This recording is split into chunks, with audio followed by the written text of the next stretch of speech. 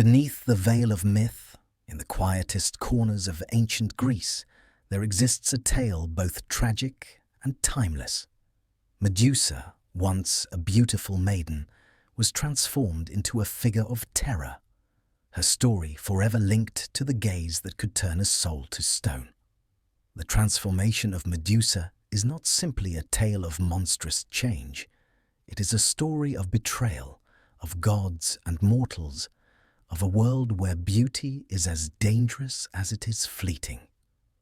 This is not the story of a monster, but of a woman whose fate was shaped by the gods, and whose legacy has echoed through time. As you listen, allow the gentle rhythm of this tale to guide you into peaceful rest, unraveling the myth of Medusa as it has been passed down through the ages. If you find comfort in this journey, like, subscribe, and share where you're listening from. Now, let us drift softly into the world of Medusa and begin the quiet unfolding of her legend. Long before the name Medusa became synonymous with fear and despair, there was a time when she was simply a beautiful maiden. Her name, meaning guardian or protectress in ancient Greek, was once one filled with promise, not dread.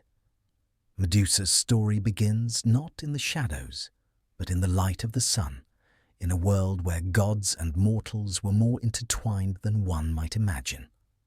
Medusa was one of the three Gorgon sisters, born to Phorcys and Ceto, primordial sea gods who were ancient and mysterious. Unlike her two sisters, Stheno and Euryale, Medusa was mortal. She lived a life like many others in ancient Greece, one that was full of innocence and untapped potential. The Gorgons, by nature, were feared for their monstrous appearance and terrifying abilities. Yet Medusa stood apart. She was different, beautiful. Her golden locks, as radiant as the sun itself, flowed like a river of light, and her eyes, though soft and warm, could captivate the hearts of all who gazed upon her. Medusa's beauty was said to rival that of the goddess Athena herself, a fact that would later prove both her blessing and her curse. In those days, beauty was not just a gift, but a power that could bring both fortune and misfortune. As Medusa grew, her beauty became the talk of the land, with all who encountered her admiring her grace. It was said that her presence could silence a room, her radiance lighting up even the darkest of places. Many came to her, admiring her from afar, seeking her favor. Yet Medusa remained untouched by the worldly pursuits of fame or love. She was innocent, humble, and unaware of the danger her beauty might bring. But there was one who noticed her, one who, like so many others, was entranced by her radiance. This was the god Poseidon, lord of the seas, whose power was as vast and mysterious as the oceans he ruled. Poseidon was drawn to Medusa with an intensity that could not be ignored. He saw in her not just beauty, but something more, a potential to possess, to claim as his own. It was during a visit to the grand temple of Athena in the heart of the city that Medusa's fate would be sealed. Medusa, ever respectful of the gods, sought to honor Athena and her temple with a quiet pilgrimage, a journey made in reverence. The temple, dedicated to the goddess of wisdom and war, was a sacred place where no mortal dared to tread lightly. Yet it was in this very temple that Poseidon, overcome by his desires, chose to act. The god, in a moment of overwhelming passion, took Medusa by force. The temple that was once sacred now became the stage for an act that would forever alter Medusa's life. This moment, cruel and violent, was witnessed by none other than Athena herself. The goddess, who was known for her wisdom and fairness, had long been a protector of the sacred spaces of Greece. The desecration of her temples struck her deeply, but Athena's anger was not directed at Poseidon, the god of the sea. Instead, it was Medusa who would bear the brunt of the punishment. Athena, feeling both betrayed and humiliated by the violation that had occurred in her own sacred temple, turned her wrath onto Medusa, the mortal woman who had been at the center of this sacred breach. In an instant, Medusa's beauty, the very thing that had made her so revered, became her curse. Athena, with a heart full of fury, transformed Medusa. Her flowing locks of golden hair, once the symbol of her grace, were turned into writhing snakes. Her beautiful eyes, which had once reflected the softness of the world, were changed into a gaze that could turn anyone who looked upon her to stone. The transformation was not just physical, it was one that struck at the very core of Medusa's being. The world she had once known, one of admiration and innocence, was gone. No longer would she be seen as the beautiful maiden who had captivated hearts. Instead, she became a creature of fear, destined to roam the earth in exile, her presence a symbol of sorrow. But the gods' decisions were final. Athena, unrelenting in her justice, cast Medusa out of the safety of her temple, and she was left to wander the desolate corners of the world. Medusa, who had once been so full of life, now carried the weight of her transformation, cursed to live a solitary existence in the farthest reaches of the world. Her sisters, Stheno and Euryale, who had always been fearsome in their own right, remained by her side, but the bond between them was forever changed. Medusa, the beautiful maiden, became a figure of terror, a monster who could no longer escape the consequences of the gods' whims. But even in her monstrous form, Medusa's heart remained heavy with sorrow. She was not born a creature of darkness, she was made one. Her story is not just one of vengeance, but of tragedy, a story of innocence lost, and a life that was forever altered by the capriciousness of divine power. In this moment, the goddess Athena, who had once protected Medusa, had turned against her, creating the myth that would haunt Medusa for eternity. And so, Medusa's journey had only just begun.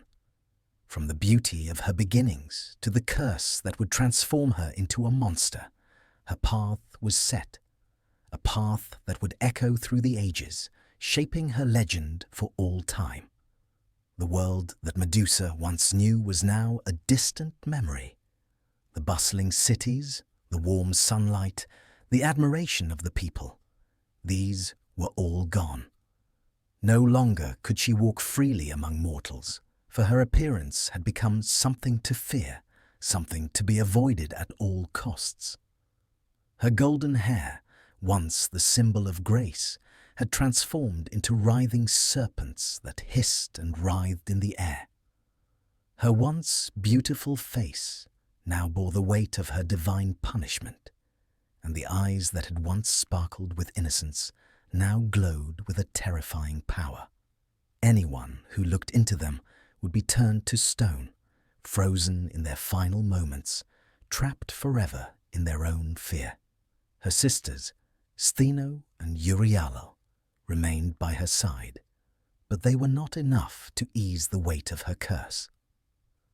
While Medusa's transformation into a Gorgon had changed her outward appearance, it did nothing to change the person she had once been. A young woman full of hope and dreams, now left to wander the desolate corners of the earth in isolation. The gods had seen fit to make her a monster, and so she was left to live in the shadows, away from the lives of the mortals who once admired her. The land she wandered through was far removed from the bustling cities of Greece, a place where few ventured. Her exile took her to the remote island of Sarpedon, a place forgotten by most, where only the bravest or most foolish would travel. Here, she lived in silence, far from the world she had once known. The island was rocky and barren, and the wind howled through the air, carrying with it the salt of the sea. The earth was dry, and the sky was often overcast, shrouded in a perpetual gloom. In this harsh and isolated landscape, Medusa found herself alone with her sorrow, her transformation, and the curse that had forever changed her life. In time, her only companions were the creatures of the island, the winds, the rocks, and the few animals that managed to survive in such a desolate place. Yet even they feared her. The serpents that now made up her hair seemed to have a life of their own, and even the most timid creatures of the land dared not approach her. Medusa, once the object of admiration, had now become a figure of terror. Her very presence sent waves of dread through the land, and she was no longer seen as the maiden she had once been, but as a monster to be avoided at all costs. The curse had taken more than just her beauty. It had taken her humanity. The gods, in their infinite power, had created this monster. And now, it seemed, there was no way to undo the damage they had caused. Medusa, once vibrant and full of life, had been reduced to a figure of darkness, wandering through the shadows of her own existence. And yet, despite the transformation she had undergone, there remained a small part of her that longed for the world she had once known. The world before the curse, before Poseidon's violation, before the punishment from Athena. She often found herself reflecting on what had been taken from her. The joy of human companionship, the beauty of the world she had once loved, and the simple pleasure of walking in the sunlight. These were the things she had lost. And though she was now a Gorgon, she could not forget the woman she had once been. As the years passed, Medusa's isolation deepened. Her heart grew heavy with the weight of her solitude. The curse, however, remained unbroken. She could not undo what had been done to her, and so she continued to live in exile, hiding away from the world. The once beautiful maiden was now a shadow of her former self, condemned to roam the earth alone, her story forever intertwined with the serpents that crowned her head and the eyes that could turn all who looked into them to stone. In her solitude, Medusa's heart grew more sorrowful. The love she had once known, the life she had once lived, had been replaced by a cold emptiness. The island of Sarpedon was her prison, and though she was free from the gaze of the gods, she was still bound by the chains of her own transformation. It was as though the world had forgotten her, and in return, she had forgotten what it felt like to be seen as anything other than a monster. And yet, even in her despair, there was a glimmer of something within her, a quiet, unspoken hope that perhaps, one day, she might be freed from her curse. The thought of redemption, of being able to walk among mortals once more, even if only in her true form, lingered in the depths of her heart. But that hope seemed impossible, for the gods were not merciful, and the fate they had dealt her seemed final. Medusa's transformation into the creature she was now would serve as a warning to all who heard her story, a tale of divine cruelty, of betrayal, and of the power that gods could wield over the lives of mortals. In the eyes of the gods, Medusa was a monster, a reminder of the consequences of defying their will.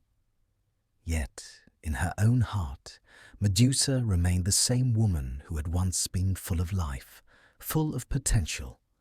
The woman who had loved and been loved, who had walked in the world of mortals and dreamed of a future, now found herself lost in a world of shadows, where only the stone statues of those she had turned to stone would remain as her company. And so, Medusa's life continued, a quiet existence in the shadows, far from the world she had once known.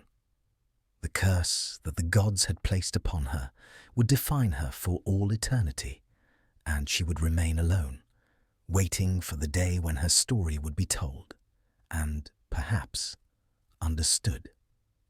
Medusa, the Gorgon, became a name that echoed through the lands of ancient Greece, a name spoken in hushed tones, often accompanied by a shiver of fear.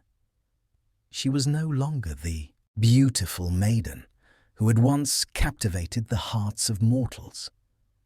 Instead, she had become a legend, a creature whose name alone could strike terror into the hearts of those who dared to speak it. But how had this transformation come to pass? What had once been the admiration of mortals was now the embodiment of fear and awe.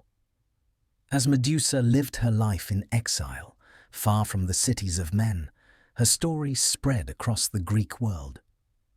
The power of her curse, her gaze that could turn anyone to stone, became both her greatest weapon and her prison. Over time, stories were told of her encounters with brave heroes, of her power to petrify entire armies, and of the silence that fell over those who crossed her path. In the minds of the people, Medusa was no longer a woman who had suffered at the hands of the gods.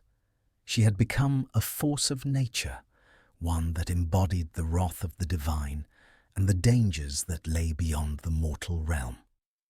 The mortals of the world feared her, but there was also a strange respect that accompanied this fear. It was said that to gaze upon Medusa's face was to lose everything, to lose your life, your spirit, and your very essence. Yet, despite this, there were those who were still fascinated by her. Her legend grew, not just as a cautionary tale, but as a symbol of something greater. She had been wronged by the gods, punished for something she had no control over, and in her transformation, she had become a creature of power.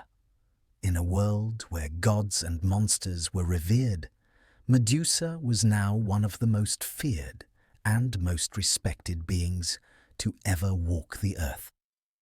Despite the terror that she inspired, Medusa's reputation as a monster was not universally accepted.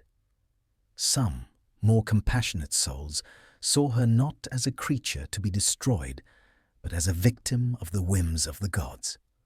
Her plight became a symbol of the cruelty of the divine, a reminder that even the most innocent could be subjected to unspeakable punishments. It was whispered that the transformation of Medusa was a reflection of the jealousy, anger, and capriciousness of the gods.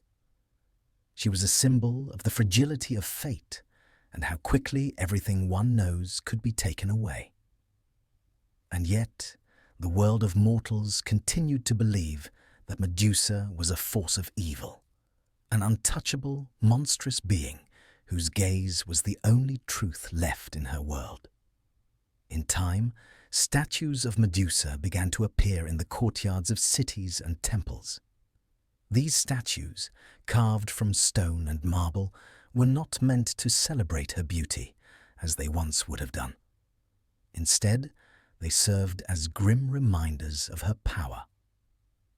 The statues, often depicted with Medusa's head held high and her serpents still writhing around her, became symbols of protection, intended to ward off evil and remind people of the consequences of crossing the gods. It was in these statues, these stone representations of her, that the people of Greece found a way to honor Medusa. They were not honoring her for the woman she had once been, but for the power she now held, an immortal power that even the gods could not undo.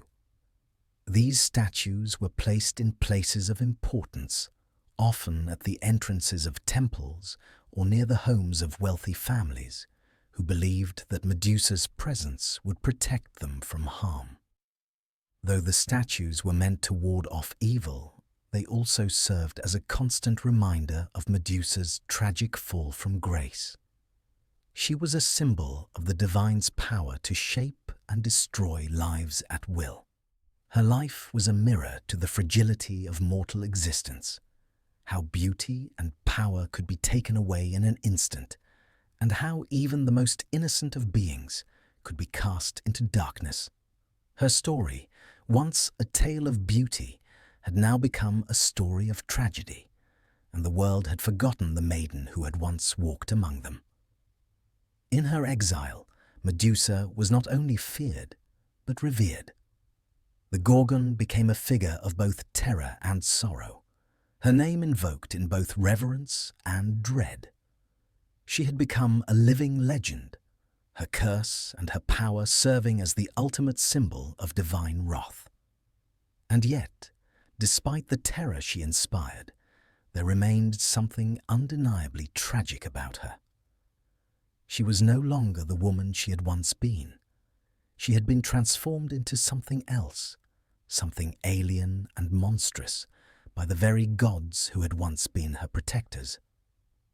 Medusa's legend spread far and wide, reaching even the ears of the greatest heroes in Greek mythology.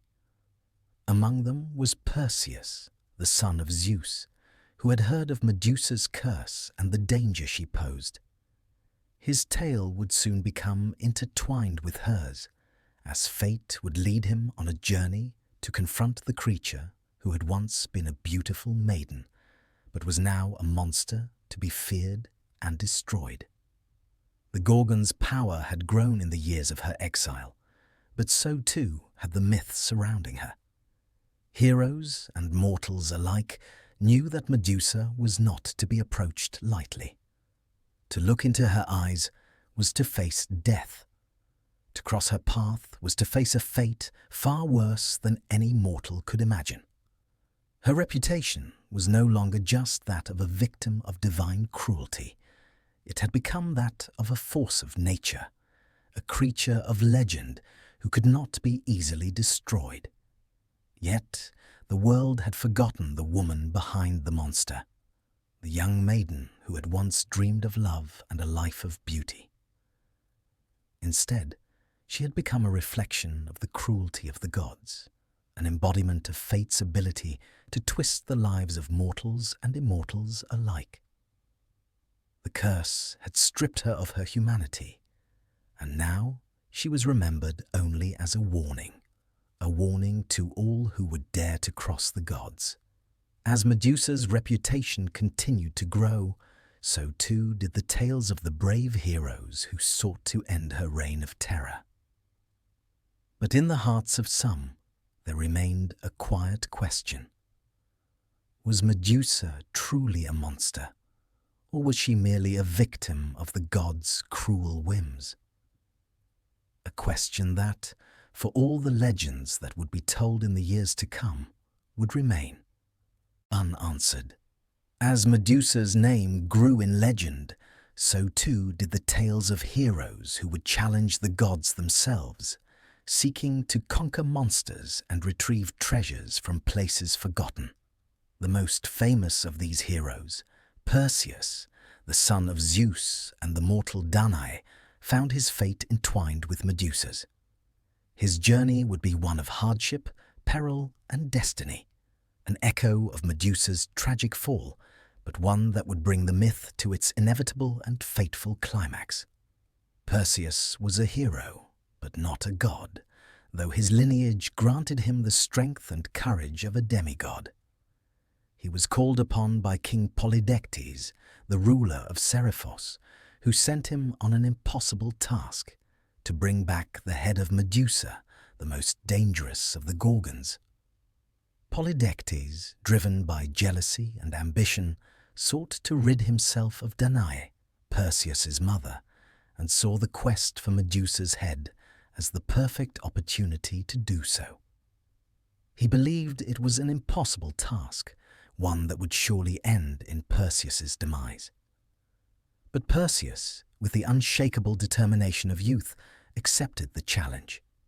He set out, not knowing the true nature of the peril he would face, nor the depth of his own destiny. The gods, ever watching over the affairs of mortals, took note of his quest.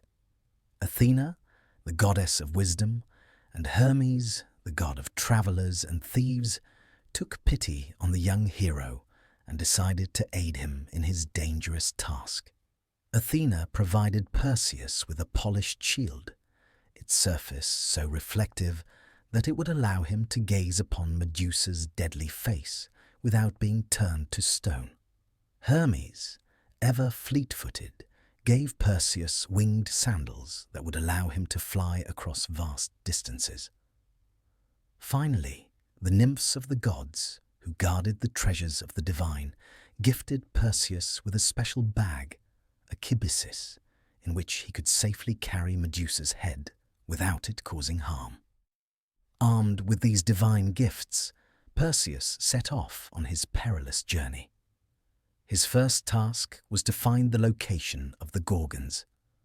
The path was treacherous, leading him through lands unknown to most mortals. Along the way, Perseus encountered strange creatures and gods, some who aided him, and others who sought to hinder his progress. He learned that the Gorgons dwelled in a remote and shadowed part of the world, far to the west, where no mortal had dared to venture for ages. Eventually, Perseus arrived at the lair of the Gorgons, a dark and desolate place where the earth seemed to turn to stone beneath his feet. It was a land of desolation, where even the air felt heavy, as though it too had been turned to stone by the curse of Medusa and her sisters. The Gorgons, Medusa, Stheno, and Euryale, were asleep when Perseus approached. With the help of Athena's shield, Perseus was able to glimpse their forms without looking directly into their eyes. He could see the writhing snakes that crowned their heads and the monstrous figures that lay before him. But of the three, it was Medusa who lay apart, her beauty still evident in the faint outline of her face, now contorted by the serpents that surrounded her. Perseus approached quietly, aware that the slightest noise could awaken the Gorgons. He knew that he had only one chance to complete his task, and failure meant certain death. With a steady hand, Perseus took up the sword given to him by Hermes, its blade sharp and gleaming in the dim light. He raised it high and swung it with all his might, severing Medusa's head from her body in a single stroke. The moment the head was severed, the earth seemed to tremble, and a strange silence fell over the land. The snakes that had once slithered upon her head now lay still, and the monstrous form of Medusa was forever frozen in death. The severed head, still powerful, was placed carefully into the kibisis, the magical bag that Perseus carried. But even in death, Medusa's power lingered. It was said that from the severed head, two things sprang forth: Pegasus, the winged horse, and Chrysaor, the giant. These two beings, born from Medusa's blood, would go on to have their own place in myth, their fates tied to the tragic story of Medusa's transformation. As Perseus prepared to leave the lair, the remaining Gorgons, Stheno, and Euryale awoke. Enraged at the loss of their sister, they pursued Perseus with fury in their hearts. But with the winged sandals gifted to him by Hermes, Perseus soared into the sky, escaping the wrath of the two remaining Gorgons. The wind howled in his ears as he flew higher and higher, carrying with him the head of Medusa, his task now complete. But Perseus's journey was far from over. With the head of Medusa in his possession, he knew he must return to Seriphos to face King Polydectes, who had sent him on the quest in the first place. What awaited him there, however, was far different from the task he had set out to accomplish. For while Medusa's head was a symbol of his triumph, it was also a reminder of the divine powers that shaped his fate and the ever-looming presence of the gods, who would not allow such actions to go without consequence.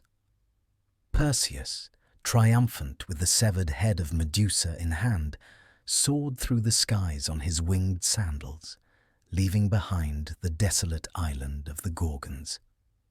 His heart, though filled with the satisfaction of completing the near-impossible task, was not without a sense of quiet dread.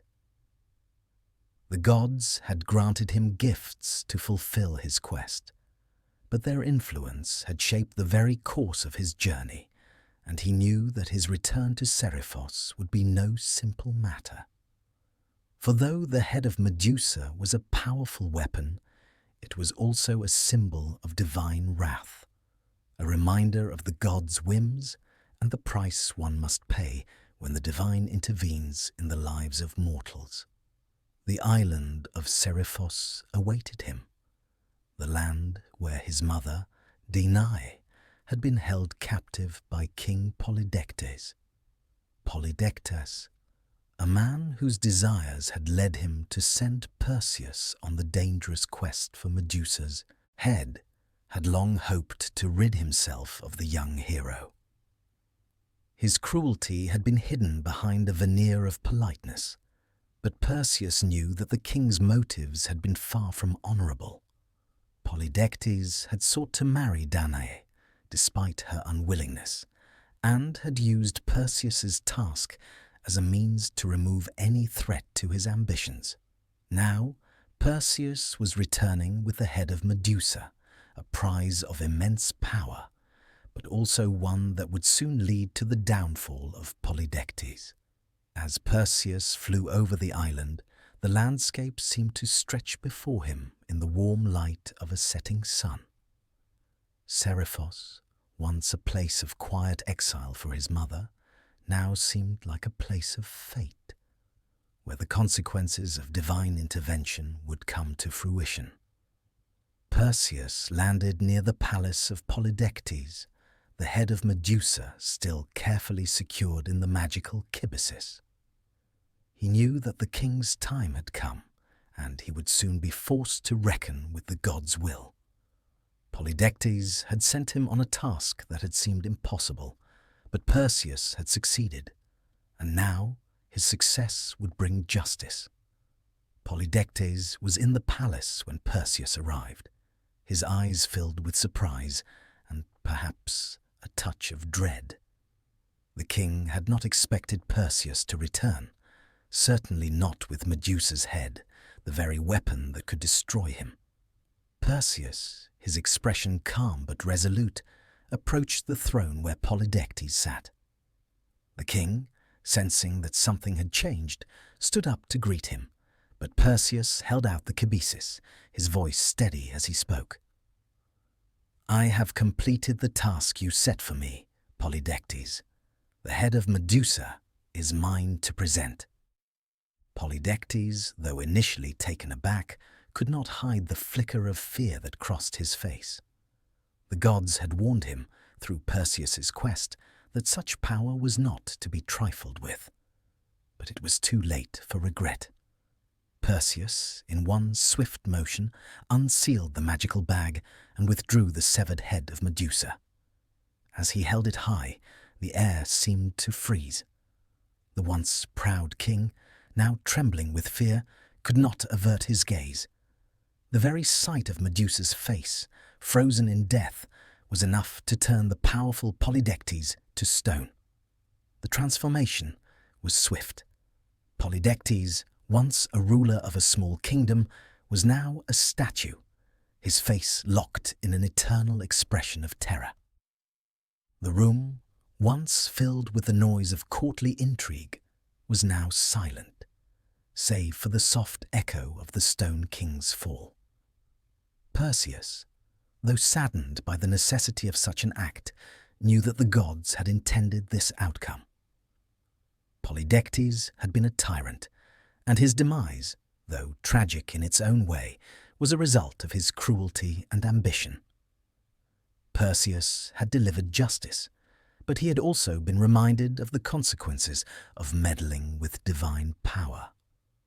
The people of Seriphos, who had long suffered under the rule of Polydectes, now saw Perseus not only as a hero, but as a liberator.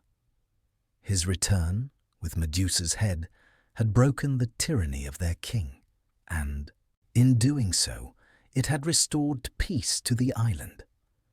Perseus's victory was not just a personal triumph. It was a victory for the people who had been oppressed by the whims of a godless ruler. In time, Perseus would ensure that Danae, his mother, was freed from the confines of the palace, and the two would find refuge in a life away from the intrigues of Seriphos. Yet, as the people celebrated and the stone form of Polydectes was left to stand as a monument to his own pride and cruelty, Perseus knew that his journey was far from over. The gods, though they had aided him, would not allow him to rest for long. The head of Medusa, though a powerful weapon, was but one chapter in the story of Perseus's fate. The road ahead would be fraught with more challenges, and the consequences of his divine gifts would continue to shape his destiny. But for now, Perseus could rest, knowing that justice had been served and that his mother was free.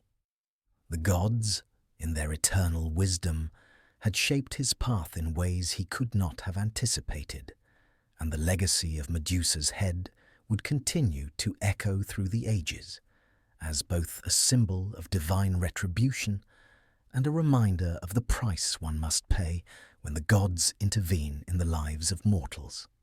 After Perseus's triumph over Polydectes and the death of the tyrant king, the hero's story continued to unfold in the quiet tapestry of fate.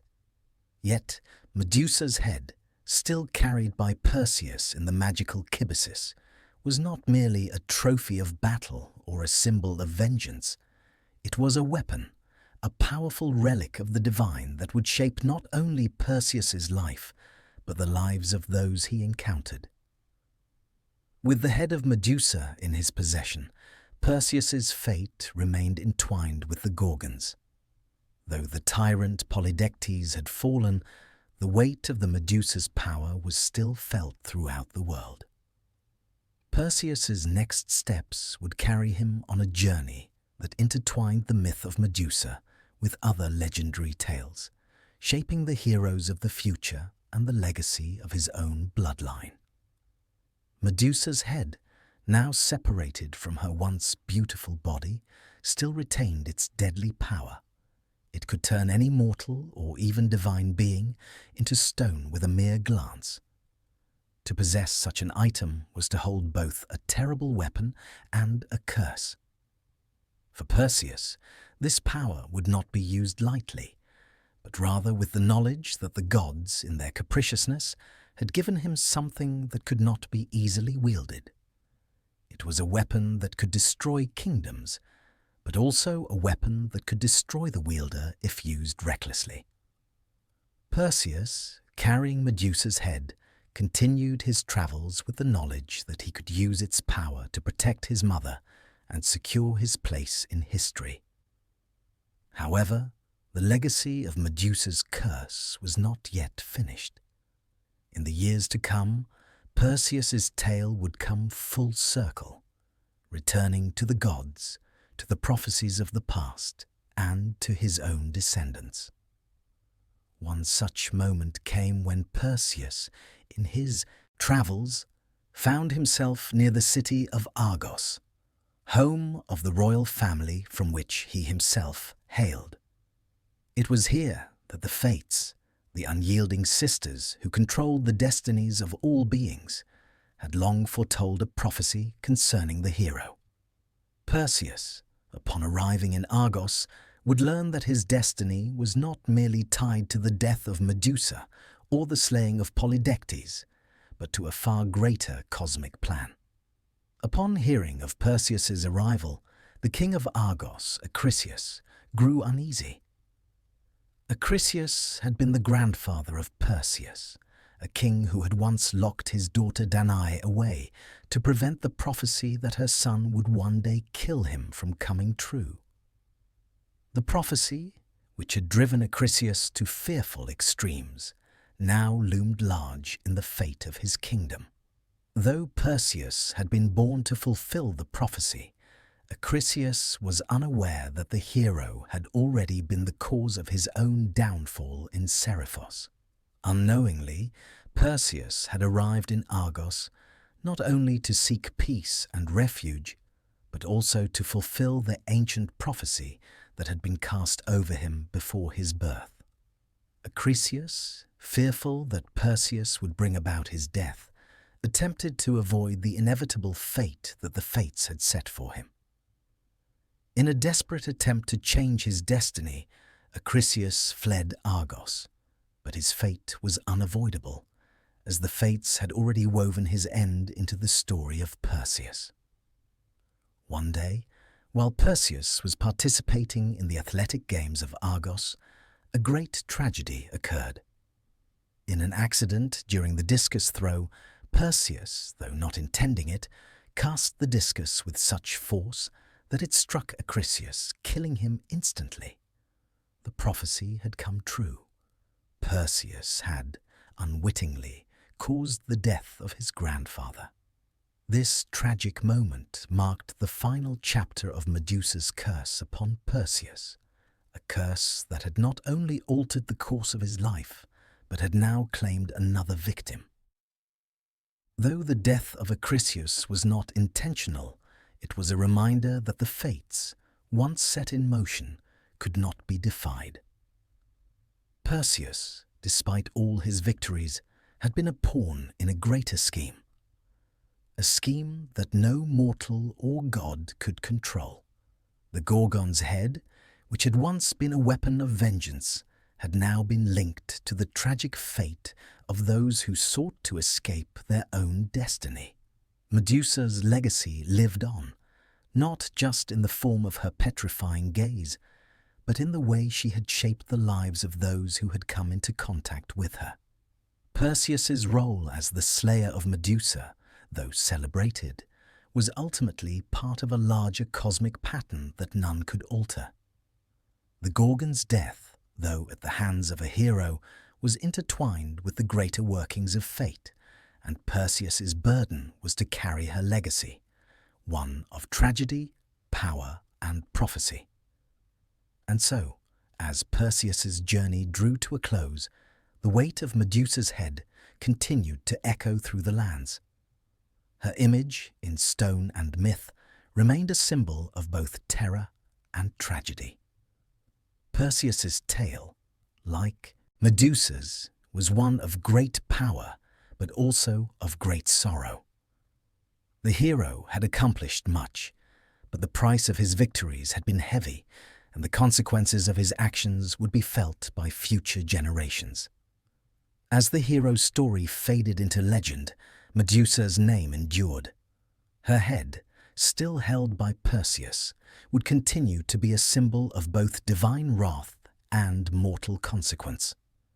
Her legacy, forever bound to the fate of the hero who had slain her, would echo through the ages, reminding all who heard her tale of the price one must pay when the gods shape the destinies of men. After the tragic death of his grandfather Acrisius, Perseus's tale took a turn toward both closure and reflection. Though he had fulfilled his destiny, he was left with the heavy burden of his actions. The hero, who had been sent on a quest to retrieve Medusa's head, had now experienced the full weight of prophecy. The bloodline of Perseus would carry the mark of the Gorgon for generations, but Medusa's legacy, intertwined with that of her slayer, was not yet complete. Perseus's triumphs were not forgotten, but they were tinged with the sorrow of his unintended hand in Acrisius's death. Despite this, Perseus continued to rule over the kingdom of Tiryns, which he had claimed as his own after Polydectes' downfall. His marriage to Andromeda, the princess he had rescued from the sea monster Cetus, brought him joy and stability, and their union was blessed with children. But even as he built a family and a kingdom, the shadow of Medusa loomed large. The story of Perseus and his family would intertwine with the gods and heroes of future myths, as the seeds of Medusa's curse planted themselves deep within the fabric of Greek legend. Though Medusa was gone, her power, symbolized by her severed head, lived on, influencing the lives of those who sought to use it for their own purposes. One such story came after the death of Perseus. His children would eventually take their place in the annals of myth, and Medusa's legacy would continue through them. One of the most notable of Perseus's descendants was Hercules, the son of Zeus, who, like Perseus, would one day come face to face with a challenge of divine origin. Heracles was tasked with the 12 labors, a series of trials that tested his strength, resolve, and character. Among these tasks was the need to retrieve the girdle of Hippolyta, the queen of the Amazons. In this tale, the connection to Medusa's legacy was drawn when Heracles came into possession of the very item that had once granted Perseus his victory, the head of Medusa. The head, still capable of turning those who gazed upon it into stone, was a weapon sought by many. In his labor, Heracles used the head to aid him in his mission. It is said that when he approached the Amazons, he used the head of Medusa to turn his enemies to stone, ensuring his success in the task. Though this use of Medusa's head symbolized strength and triumph, it also served as a reminder of the monstrous curse that had begun with her transformation. Medusa's power, even after her death, remained a tool in the hands of heroes, used not only for victory, but for the silencing of those who might oppose them. In this way, Medusa's head became a tool of both protection and destruction. While Perseus had used it to defeat Polydectes and secure his own legacy, Heracles used it for his own glory. But neither hero was free from the weight of Medusa's curse. Her head, though a weapon of great power, was also a reminder of the tragic fall of a beautiful maiden, transformed into a monster by the jealousy of the gods. Each time it was used, it was as if her curse continued to haunt the mortal world, a symbol of the price paid for defying the will of the gods. As time passed, Medusa's head remained a part of the divine treasures of the gods.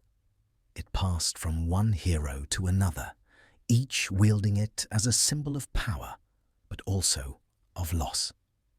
The legacy of Medusa was not one of simple villainy. It was a tale of transformation, of divine punishment, and of the consequences of divine cruelty. The gods had played their part in her fall, but mortals like Perseus and Heracles would bear the weight of her curse long after her death. Medusa's name, like the power she had wielded in life, would not fade. She remained a part of the mythological landscape, forever intertwined with the stories of the gods and heroes who followed her.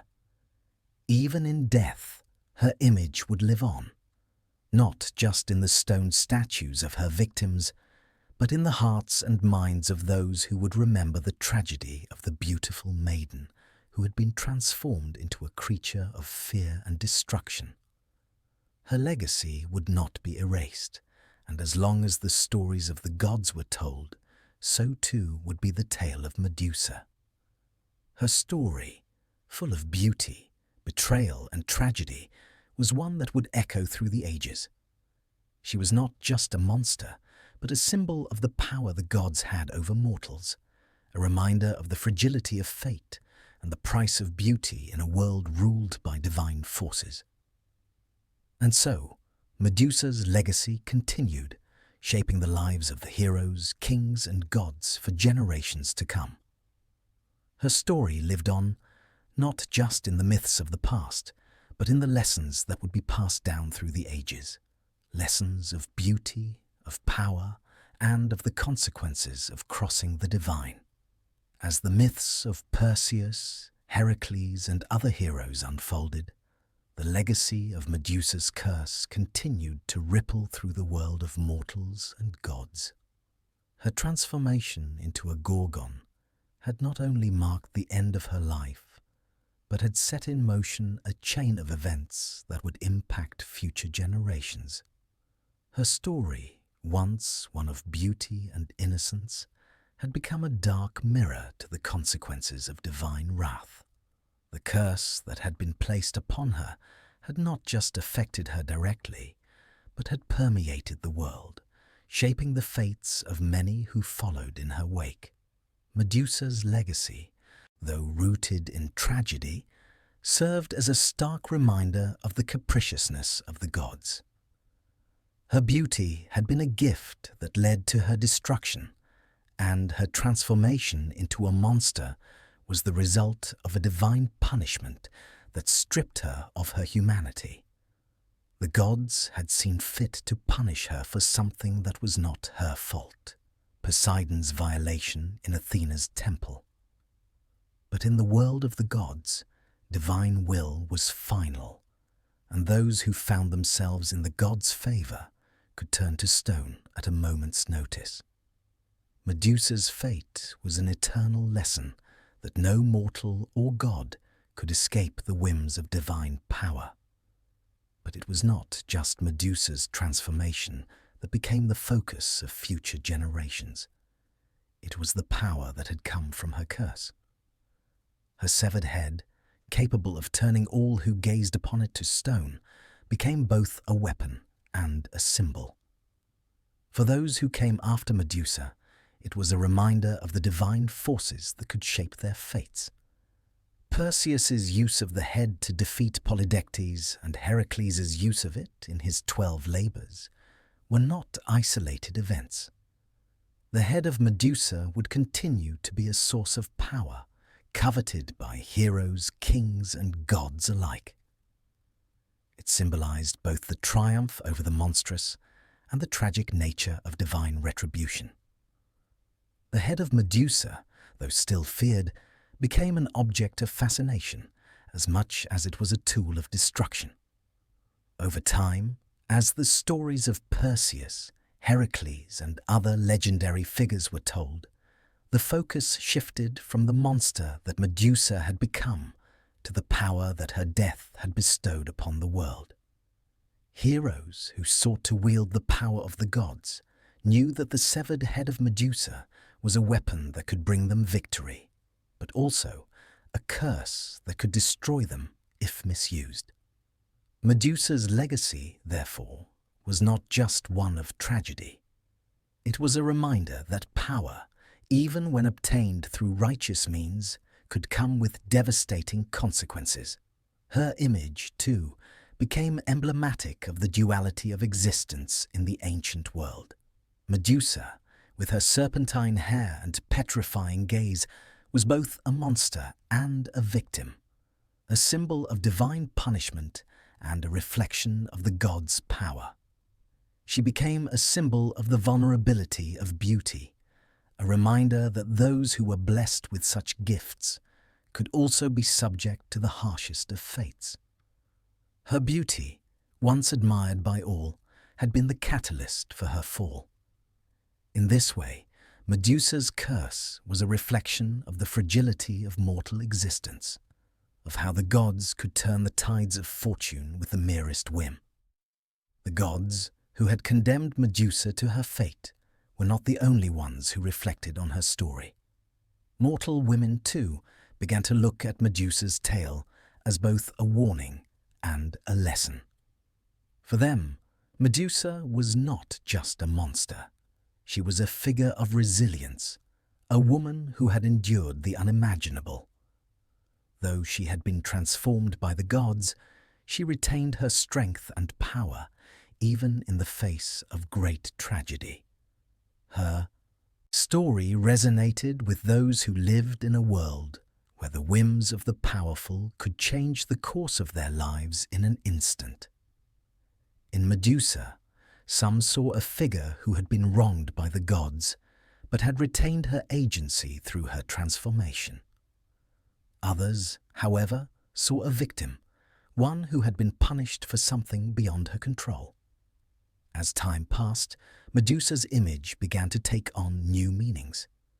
Her once dreaded gaze, now captured in stone and marble, became a symbol of protection. Statues of Medusa were placed at the entrances of homes, temples, and public spaces as a means of warding off evil. The same power that had once turned her victims to stone was now used to protect the living, a paradox that made Medusa's legacy even more complex. She was a figure of both fear and reverence, and her image as a protector grew over time, as her power became a symbol of divine intervention and the consequences of divine punishment. But Medusa's legacy was not confined to her image or the use of her severed head. Her story had become part of the collective consciousness of the ancient world. She was a figure whose tale transcended her immediate myth and became a part of the broader narrative of human existence. In her, the Greeks saw the dangers of unchecked power, the complexities of beauty, and the harsh reality of divine influence. Medusa's story became a myth that was retold, revisited, and reinterpreted by generations of Greeks and Romans. Her tale was not just a warning, it was a meditation on the human condition, on the forces that shape our lives, on the fragile nature of fate, and on the consequences of defying the will of the gods. In the end, Medusa's story was more than just the tale of a monster. It was the story of a woman whose life had been shaped by the gods and whose fate had been forever altered by their intervention. She was a figure of both power and tragedy, a symbol of the duality of existence in a world where beauty and cruelty could exist side by side. Her legacy was a reminder that the gods could give and take away, and that even the most innocent among us could be transformed into something unrecognizable by forces beyond our control. Medusa's story, though tragic, also speaks to a deeper, more complex layer of symbolism, a narrative of transformation that would resonate with generations long after the Gorgon's death. In the ancient world, where gods and heroes dictated the fates of mortals, Medusa's transformation from a beautiful maiden to a feared monster was not just the punishment of a woman wronged by the gods. It became a symbol of the raw power of femininity and the painful consequences of a world that sought to control that power. Once a goddess-like figure admired for her beauty, Medusa was thrust into a different role after the gods punished her. Her transformation into a creature of terror, with snakes for hair and a gaze that could turn mortals to stone, was a profound shift in the perception of women in mythological traditions. While beauty was often regarded as a virtue, Medusa's curse showed the darker side of this power. Her beauty, which had once attracted admiration, was turned into something monstrous, something that could destroy and dehumanize. Yet, in this transformation, she also became an agent of her own power, even though it was born of pain and loss. In the world of ancient mythology, beauty was both revered and feared. The transformation of Medusa is not an isolated incident. It reflects a recurring theme in myth, the tension between feminine power and the control of that power by male gods. Medusa's story, in many ways, highlights the precariousness of beauty and power for women, especially when that power is seen as a threat. The gods, particularly Athena, sought to control and diminish Medusa's beauty by turning it into a weapon, but in doing so, they inadvertently gave her a form of power that was both feared and respected. Medusa's serpentine hair, the very element that defined her monstrous form, became a symbol of this power. The snakes that now crowned her head were not just a grotesque physical feature. They represented the wild, untamable aspects of femininity, an aspect of nature that could neither be controlled nor subdued. In many ways, these snakes became her voice, her method of expression in a world where her original voice had been silenced. In her monstrous form, Medusa became the embodiment of a feminine power that could not be easily tamed or understood. Her gaze, too, became an extension of this power, capable of transforming the world around her with a single glance. Though it was a curse, it was also a profound manifestation of agency, a force of nature that was both feared and revered. The power that Medusa wielded through her transformation was not just physical, it was deeply symbolic. She became a symbol of the dangers of unchecked beauty, but also of the dangers of silencing women. The gods, in their efforts to punish her for something that was not her fault, created a figure who was simultaneously a victim and a symbol of resistance. In her monstrous form, Medusa rejected the traditional roles that women were expected to play in the ancient world. She was no longer a passive figure, no longer the object of male desire, but a being who could turn the very forces of nature against her enemies. She became a force to be reckoned with, a being who could not be ignored or controlled. The tale of Medusa also speaks to the broader theme of transformation in Greek mythology. Transformation was a common motif in many myths, often as a result of divine intervention or punishment. In Medusa's case, her transformation was not just physical, it was a transformation of power and perception. She went from being a beautiful woman, admired and desired, to a figure of terror and vengeance. But in this transformation, she also became a symbol of resistance and empowerment, showing that even in the face of divine punishment, a woman could assert her strength in ways that were beyond the control of the gods. Medusa's legacy as a symbol of feminine power and resilience would not be limited to the ancient world. In later generations, her image would continue to evolve, particularly in the arts and literature. Her story became a metaphor for the struggles of women who were forced into roles they did not choose, who were punished for their beauty or strength, and who were silenced by a society that sought to control them. The power that Medusa wielded, though born from tragedy, would come to represent the untapped potential of women everywhere. Over time, Medusa's image would be reinterpreted. In some versions of her myth, she would be seen as a tragic figure, a victim of the gods who was ultimately redeemed by the hero Perseus. In others, she would be seen as a feminist icon, a woman who refused to be controlled by the will of men or gods.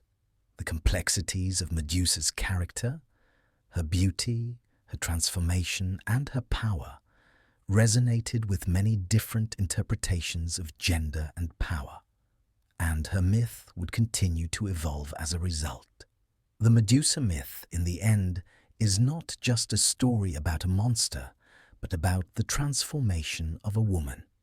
It is a tale about beauty, power, punishment, and the consequences of divine interference. Her transformation from a beautiful maiden into a creature of fear was the result of the gods' jealousy, but it was also a reflection of the world's fears about feminine power. Medusa's curse, while devastating, gave her a new form of agency, and in her monstrousness, she found a voice that could no longer be silenced. As time passed, the myth of Medusa would continue to be told, and her legacy would continue to evolve. She was no longer just a victim. She was a figure of power, strength, and resilience, an enduring symbol of feminine defiance and transformation. The legacy of Medusa would live on, not just in the myths of old, but in the hearts and minds of those who saw in her story a reflection of their own struggles and triumphs. Medusa's head, severed and contained in the magical kibisis, did not remain dormant in the world of myth for long. Its power, though deeply tied to Medusa's tragic fate, became an object of immense value, one that would pass through the hands of heroes and kings alike. Perseus, the hero who had slain Medusa, was the first to wield it, using the head to defeat his enemies and bring justice to Seriphos.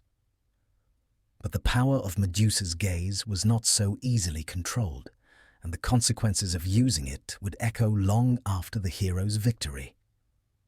The head, though carried as a prize, was not a simple weapon of destruction. It was both a tool of power and a symbol of divine will, imbued with the essence of Medusa's curse. To wield it was to accept the consequences of its origins, a reminder that such power, while useful, could never be entirely divorced from the tragedy that had given birth to it. After Perseus's triumph, the head of Medusa passed through the hands of other heroes, each seeking to use it for their own purposes. But the nature of Medusa's gift, her curse, was never far behind. The head's power to turn all who gazed upon it to stone became a symbol of both victory and peril. It was a weapon that could conquer armies, protect kingdoms, and slay monsters. But it was also a reminder of the destruction it had caused.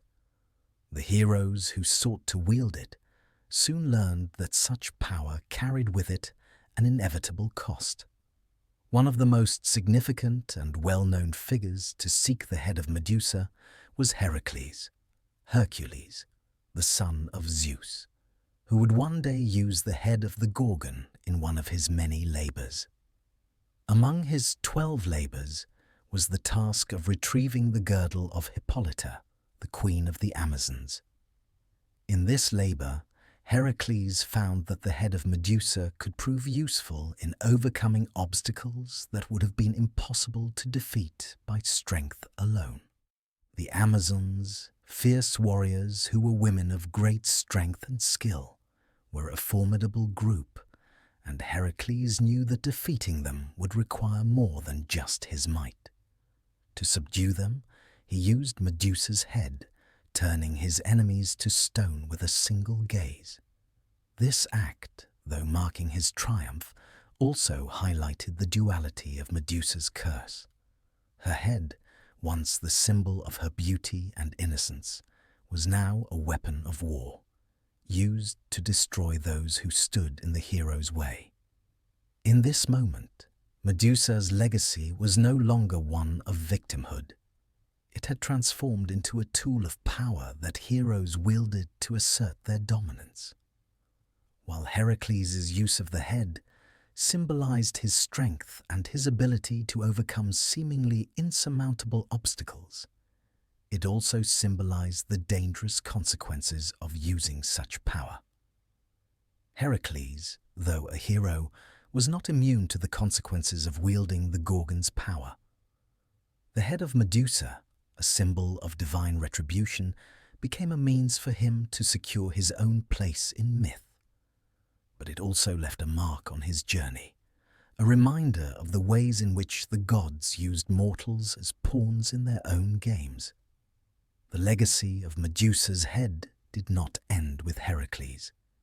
It continued to pass through the hands of other heroes, each seeking to use it to further their own ambitions.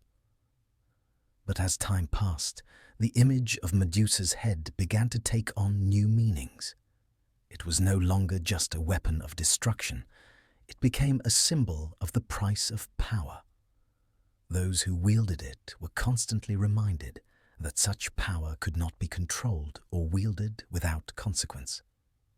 The stone gaze, which had once turned mortals to stone, now became a symbol of the inevitable costs of wielding godlike power.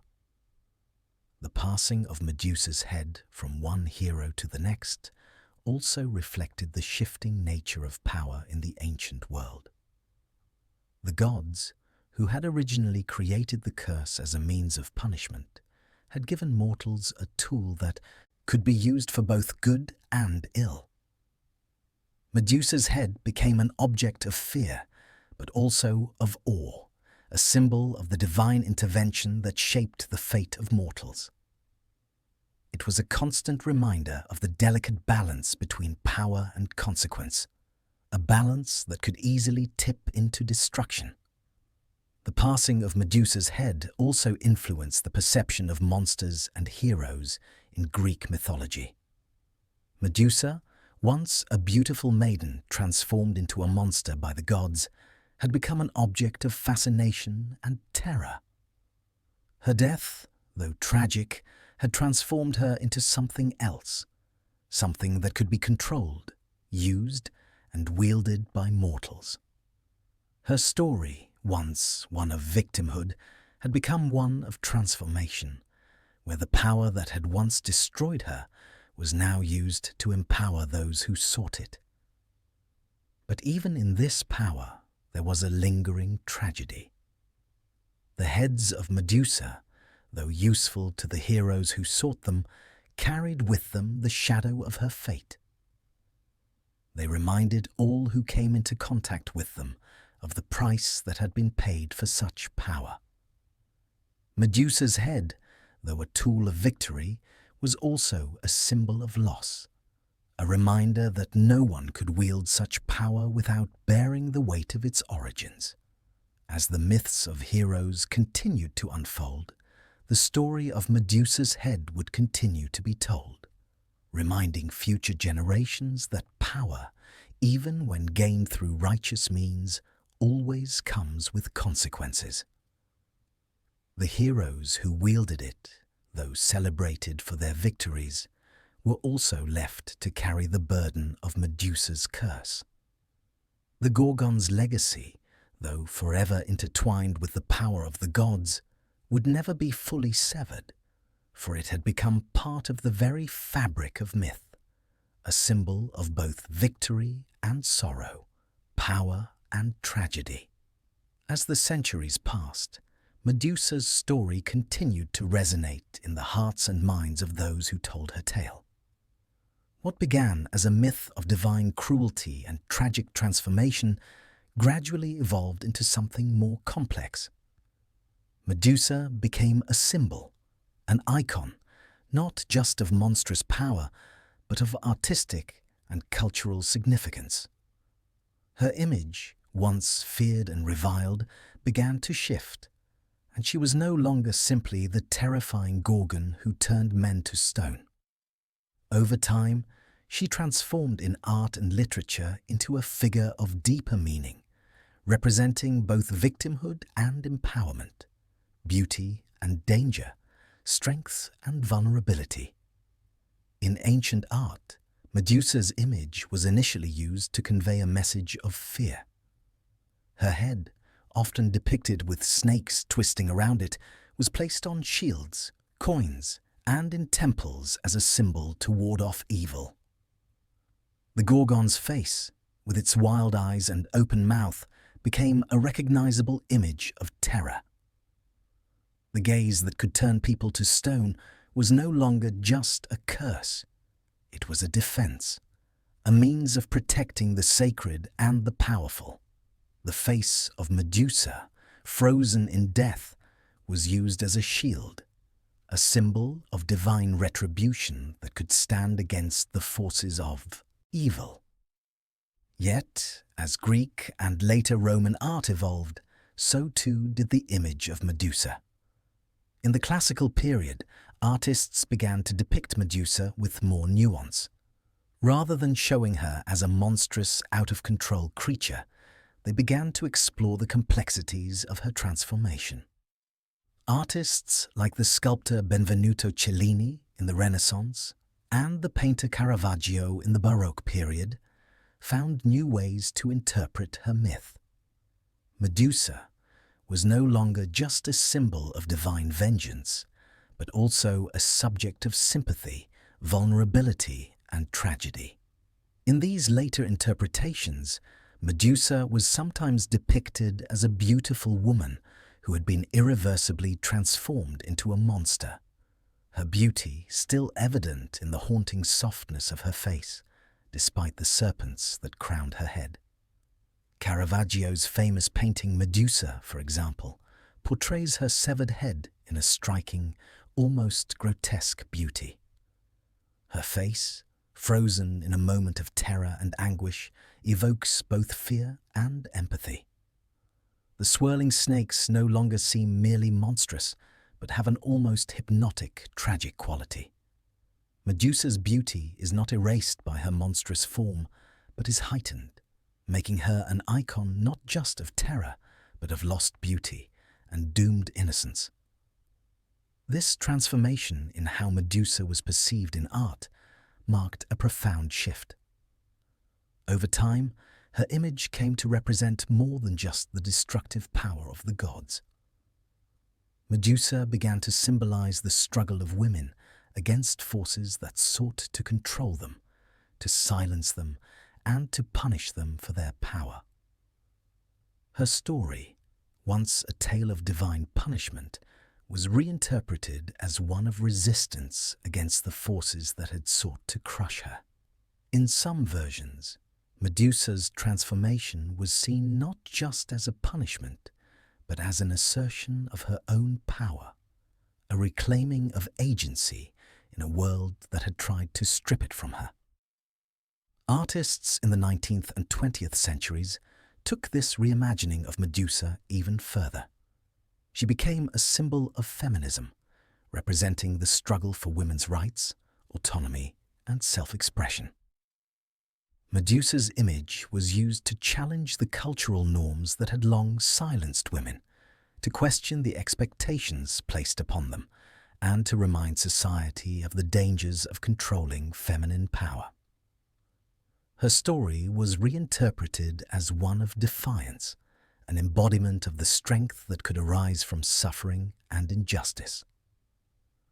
In modern literature and art, Medusa has often been portrayed as a misunderstood figure, a woman who was punished for a crime she did not commit and transformed into a monster by the very gods who should have protected her.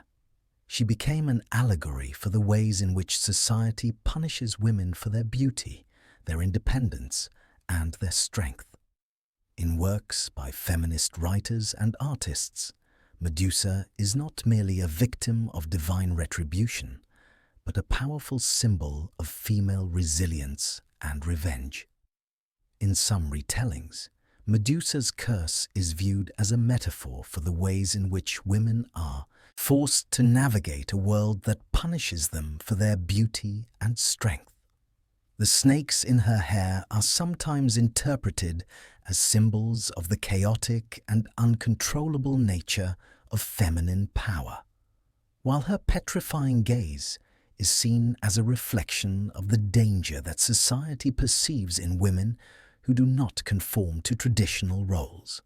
By casting Medusa as a victim of both divine injustice and social misogyny, these retellings give her a voice that had been silenced for centuries. In the 21st century, Medusa's image continues to be reimagined in new and powerful ways. She has become an icon for those who seek to challenge the societal norms that restrict women, a symbol of defiance, power, and transformation. Whether portrayed in literature, visual art, or pop culture, Medusa stands as a reminder that beauty and power are not inherently dangerous, but that society's fear of these qualities can have destructive consequences. Her myth, like those of so many ancient figures, continues to evolve, taking on new meanings and interpretations as it is passed down through generations. Medusa's image, once used to frighten and ward off evil, is now a symbol of resistance, a powerful reminder of the strength that can arise from tragedy. As a figure, she embodies the complexities of feminine power, both its potential for creation and its capacity for destruction, and continues to captivate the imagination of those who encounter her. Through her transformation, Medusa became more than a monster. She became an icon of complexity, embodying the intersection of victimhood and empowerment, punishment and resilience. Her legacy, once defined solely by the fear she inspired, now extends beyond that to represent the enduring struggle for agency and the recognition of feminine strength. In this way, Medusa's story, once one of divine vengeance, has become a story of transformation, redemption, and perhaps even liberation. The story of Medusa has evolved far beyond the confines of ancient Greek mythology, transcending centuries and cultures to become a powerful symbol in the modern world. Her tale, once confined to the pages of myth, has been embraced by contemporary society as a reflection of feminine strength, resilience, and defiance. Medusa, whose curse was born from divine punishment and unjust wrath, has been reimagined as an emblem of empowerment, one that challenges societal expectations and explores the intersection of beauty, power, and victimhood. In the modern world, the image of Medusa has been reclaimed, reshaped, and reinterpreted in ways that resonate deeply with contemporary movements. She is no longer simply the monster whose gaze turns men to stone. She is now a symbol of the fierce, untamable power of women who have been wronged or silenced. Medusa's curse has become an allegory for the ways in which women have been punished for their strength, beauty, and independence, and her transformation into a monster is now seen as a form of resistance rather than mere punishment.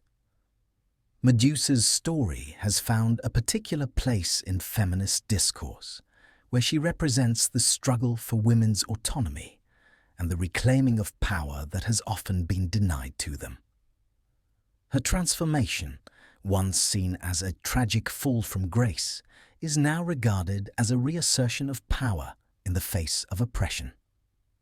Medusa is a woman who was punished for something she did not control, her beauty, and whose revenge came in the form of a monster, a figure that is both terrifying and powerful.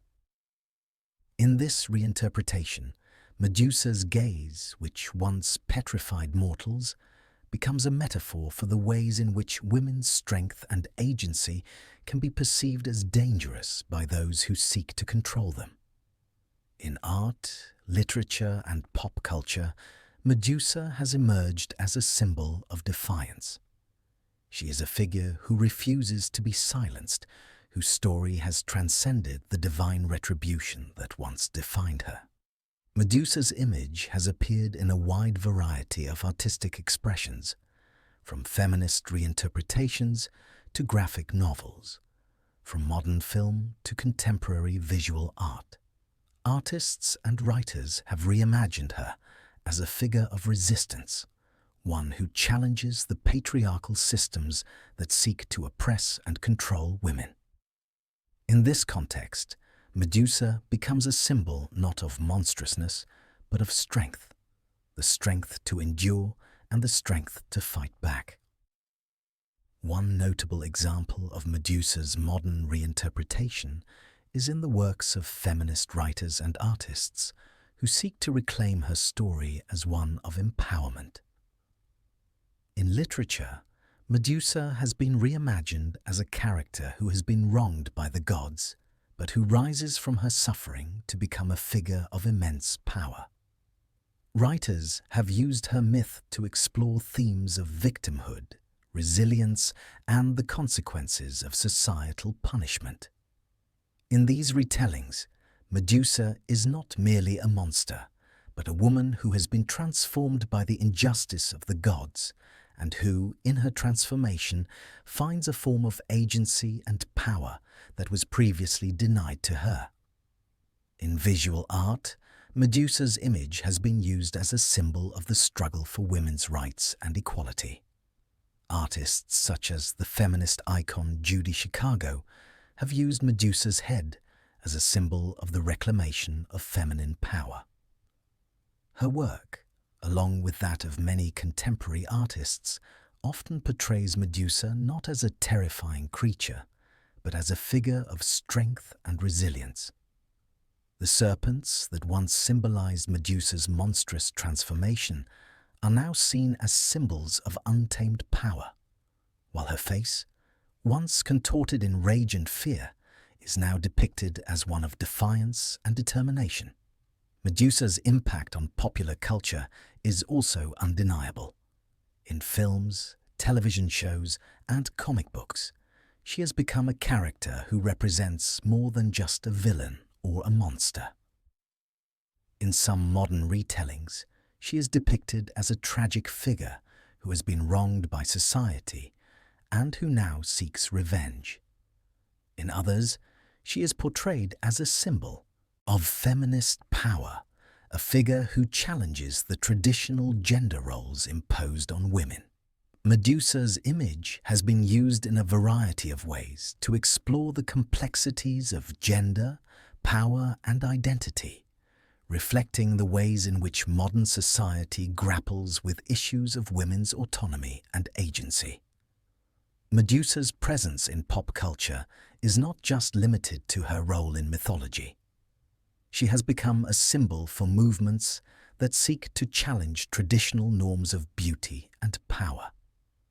The fashion industry, for example, has embraced Medusa as an icon of fierce femininity, using her image in everything from clothing to advertising campaigns. Her image is often used to challenge the idea that women's beauty should be something that is controlled and commodified. Medusa, with her serpentine hair and petrifying gaze, represents a rejection of conventional beauty standards, a woman who is not just beautiful, but powerful and unapologetic in her power. Even in politics, Medusa's image has been co-opted as a symbol of resistance. Feminist movements and activists have used her as a representation of the struggle against patriarchy and the fight for gender equality. Medusa's transformation from victim to monster is now seen as a metaphor for the ways in which women are often vilified or punished for challenging the systems of power that seek to oppress them. She has become a rallying symbol for those who resist gender-based violence, discrimination, and inequality.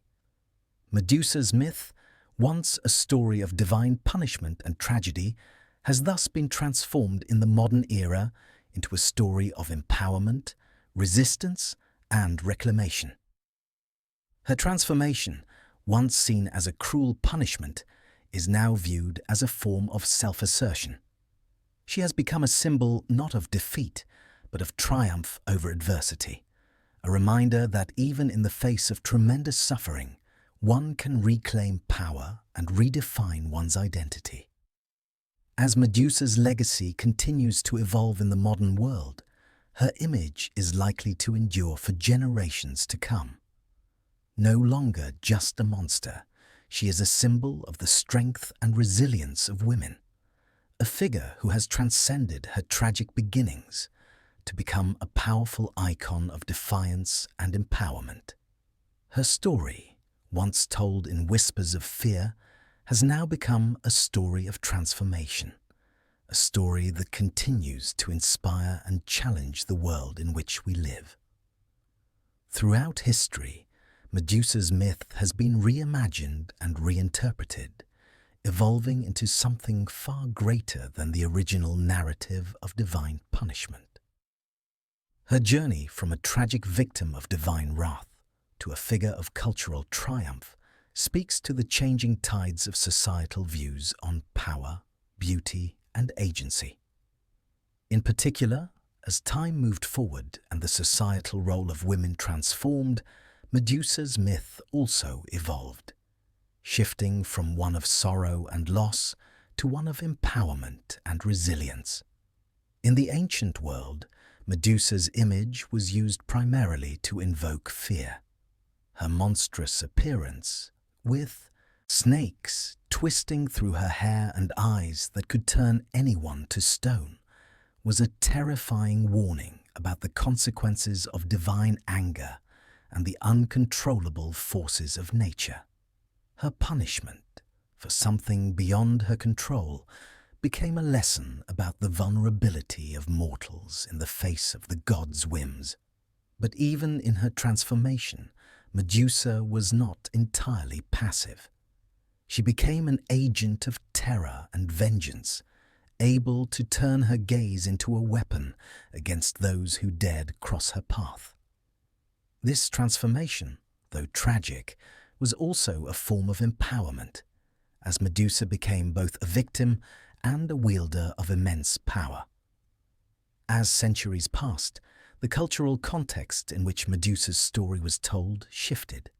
During the Renaissance, scholars and artists began to reinterpret Medusa's myth, seeing in her not just a figure of terror, but a symbol of a deeper, more complex struggle. In the art of this period, Medusa was often depicted with a tragic beauty, her face a mixture of anguish and defiance. Artists began to see in her not just a monster, but a woman who had been wronged by the gods and was now embodying her own strength in a way that transcended her initial victimhood. One of the most iconic depictions of Medusa during this time came from the renowned Baroque painter Caravaggio. In his painting Medusa, Caravaggio captures the moment just after Perseus has severed the Gorgon's head. The severed head, its snakes still writhing, and the face frozen in a scream, is both haunting and strangely beautiful. Caravaggio's Medusa, though dead, retains a tragic dignity in her face, a quiet strength beneath her monstrous form. The painting has often been interpreted as a metaphor for the fragility of beauty, the power of death, and the tragic consequences of divine injustice. But beyond this, Medusa's image in Caravaggio's work represents the shift from seeing her as just a monster to understanding her as a symbol of complex emotion and human vulnerability. In the centuries that followed, Medusa's image continued to evolve, especially as feminist movements began to rise in the 19th and 20th centuries. As women fought for equal rights and sought to redefine their roles in society, Medusa became a figure of defiance, a symbol of the strength that can emerge from suffering. Medusa's transformation into a monster, once viewed as a punishment, was now seen as a form of resistance. The snakes that crowned her head, once symbols of fear, were now interpreted as symbols of untamed power and wild strength. Her gaze, which had once turned men to stone, became a metaphor for the ways in which women's power, whether in intellect, sexuality, or independence, could be feared and punished by a patriarchal society. In modern feminist readings of Medusa, she is seen as a woman who was punished not for her own actions, but for something beyond her control, her beauty.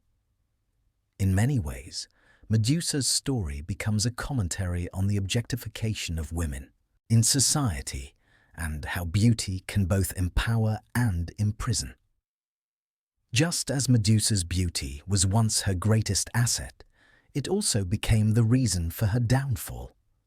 Her punishment, transforming her into a monster, becomes a symbolic representation of how society punishes women for their power, their autonomy, and their agency.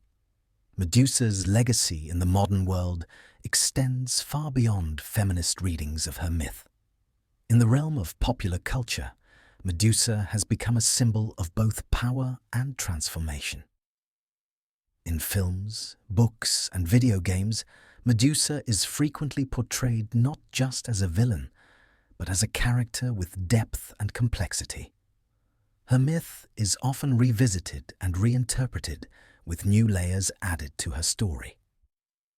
In some modern versions, Medusa is depicted as a tragic figure who was punished for a crime she did not commit, and her curse becomes a means of reclaiming control over her own narrative.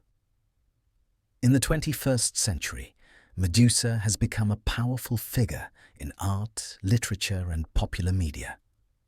She represents, in many ways, the challenges faced by women throughout history, but also their ability to rise above those challenges.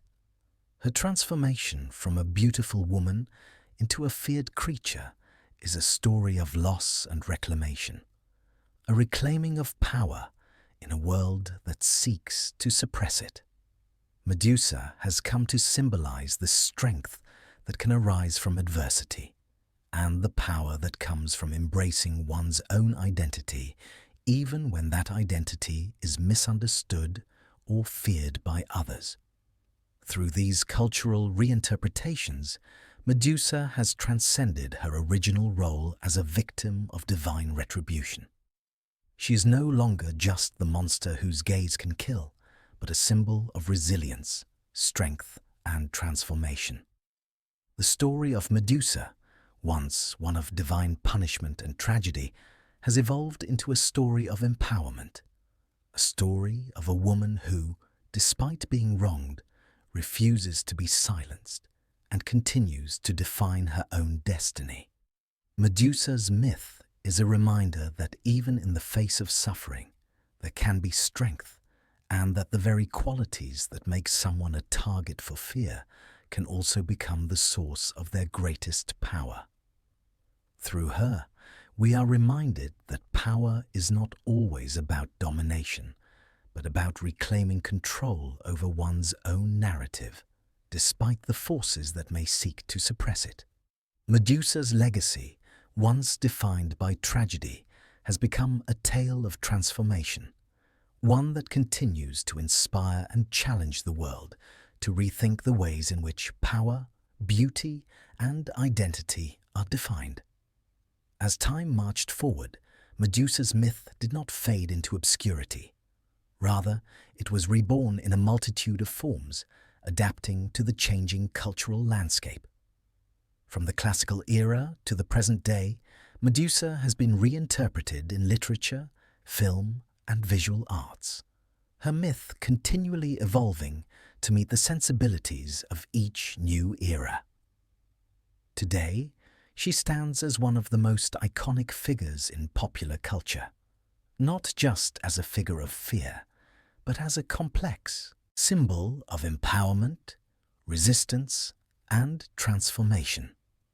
In modern film and television, Medusa's image has evolved from the monstrous villainess to a character with depth and relatability. Whereas she was once a simple antagonist, her backstory and motivations have been explored in greater detail, adding nuance to her character. Medusa is no longer just the creature with snakes for hair. She has become a symbol of the misunderstood, the marginalized, and the powerful women who have been unjustly punished by society. One of the most prominent reimaginings of Medusa appears in the 1981 film Clash of the Titans. This adaptation of the ancient myth casts Medusa as a terrifying snake-haired creature who guards the entrance to the underworld. In this version, Medusa is not just a villain to be defeated, but a tragic figure, cursed by the gods and forced to live in isolation. The film's depiction of Medusa, while still rooted in her monstrous form, conveys a sense of sorrow and pity for the character, adding layers to her villainous image. She becomes not just a threat to the hero Perseus, but a tragic victim of divine wrath. Her monstrous appearance an outward reflection of the curse placed upon her. In more recent years, Medusa's character has been further reimagined in films such as Percy Jackson and the Olympians, The Lightning Thief, 2010. In this adaptation, Medusa is portrayed as a more tragic, yet still dangerous figure. Played by Uma Thurman, Medusa in Percy Jackson is a reflection of the archetype of the betrayed woman who has been transformed into a monster by the gods. Though she is an antagonist in the story, her motivations and backstory provide a more sympathetic lens through which to view her. Medusa's wrath is no longer just the result of a curse, but the consequence of being abandoned by the gods and trapped in a world where her beauty and strength are both her gifts and her punishments. The 2017 Wonder Woman movie, though not directly based on Medusa's myth, draws heavily on the themes of the Gorgon's transformation and the cultural archetypes that Medusa embodies. The film presents a heroine who, like Medusa, is forced to navigate a world dominated by men and gods. The Amazons, warriors who live on an island isolated from the rest of the world, are portrayed as powerful women, much like Medusa was before her transformation. While Wonder Woman's storyline is not about Medusa directly, it is impossible to ignore the parallels in the way both characters represent the intersection of feminine power and the consequences of divine intervention. Medusa's transformation from a beautiful, innocent woman to a feared creature mirrors the journey of many modern female protagonists, where strength often comes at the cost of losing innocence and becoming a symbol of resistance. In literature, Medusa's story has been reimagined as well. One of the most prominent modern retellings is Medusa, a love story by Sasha Summers, which casts Medusa as a sympathetic figure, exploring the complexities of her curse and her emotions. In this novel, Medusa is not a monster, but a tragic hero who has been transformed by the gods and is forced to navigate a world where she is feared and misunderstood. The book portrays Medusa's journey as one of self-discovery, redemption, and love, offering a reimagining of the myth where Medusa is not just the villain, but a victim of divine cruelty and societal judgment. Similarly, the poet Laura Sims' Flesh and Blood presents Medusa as a complex character struggling with her identity and the burden of being both victim and monster. In Sims's poem, Medusa is portrayed as a woman grappling with the weight of her transformation, seeking to understand herself beyond the monster she has become. The work reflects modern concerns about how women are defined by their appearance and how society's expectations of beauty and behavior can shape one's identity in ways that can be painful and limiting. Medusa's transformation is both literal and metaphorical, representing the forces that try to define and control women's lives based on their appearance and gender. Medusa's symbolism in the modern world also extends into the visual arts, where her image is often used to address themes of feminism, power, and defiance. In contemporary art, Medusa is frequently depicted as a feminist icon, her monstrous forms symbolizing the rejection of traditional gender roles and the empowerment of women who defy societal expectations. In these works, Medusa's serpents are not just symbols of monstrosity, but representations of the wild and untamable aspects of feminine power. Her gaze, once feared, is now seen as a symbol of strength and resilience, a reminder that the female form, when unleashed, can be both powerful and terrifying. The reimagination of Medusa as a feminist icon has been particularly prominent in the 21st century, as more and more artists, writers, and filmmakers have used her image to explore themes of sexual agency, power, and the consequences of divine intervention in women's lives. Medusa's story has become a metaphor for the ways in which women who challenge societal norms are punished, ostracized, and transformed into figures of fear and contempt. Her transformation into a monster is no longer just a tale of divine retribution, but a commentary on the ways in which women are often penalized for asserting their autonomy and strength. One of the most striking examples of Medusa's presence in contemporary art is the Medusa series by the artist Louise Bourgeois. In her sculptures, Bourgeois depicts Medusa not as a monster, but as a complex figure of power and defiance. Her serpentine hair is transformed into something vibrant and alive, symbolizing both the strength and danger of female empowerment. These depictions challenge the traditional notion of Medusa as simply a villain, and instead present her as a figure of both beauty and terror, representing the ways in which women's power is both revered and feared. Through her reinterpretations in modern media, art, and literature, Medusa has evolved from a figure of monstrous destruction to one of strength, agency, and self-empowerment. Her myth continues to resonate in today's world as a symbol of feminine resilience, an emblem of the untamed power that lies within women, and a reminder of the consequences of societal attempts to control or suppress that power. The legacy of Medusa, once defined by her transformation into a monster, has become a story of transformation and reclamation, one that speaks to the ever-changing narratives of power, identity, and autonomy in the modern world. Medusa's legacy, shaped by centuries of mythology and reinterpretation, is one that speaks to the universal human experience, the tension between fear and admiration, strength and vulnerability, beauty and monstrosity.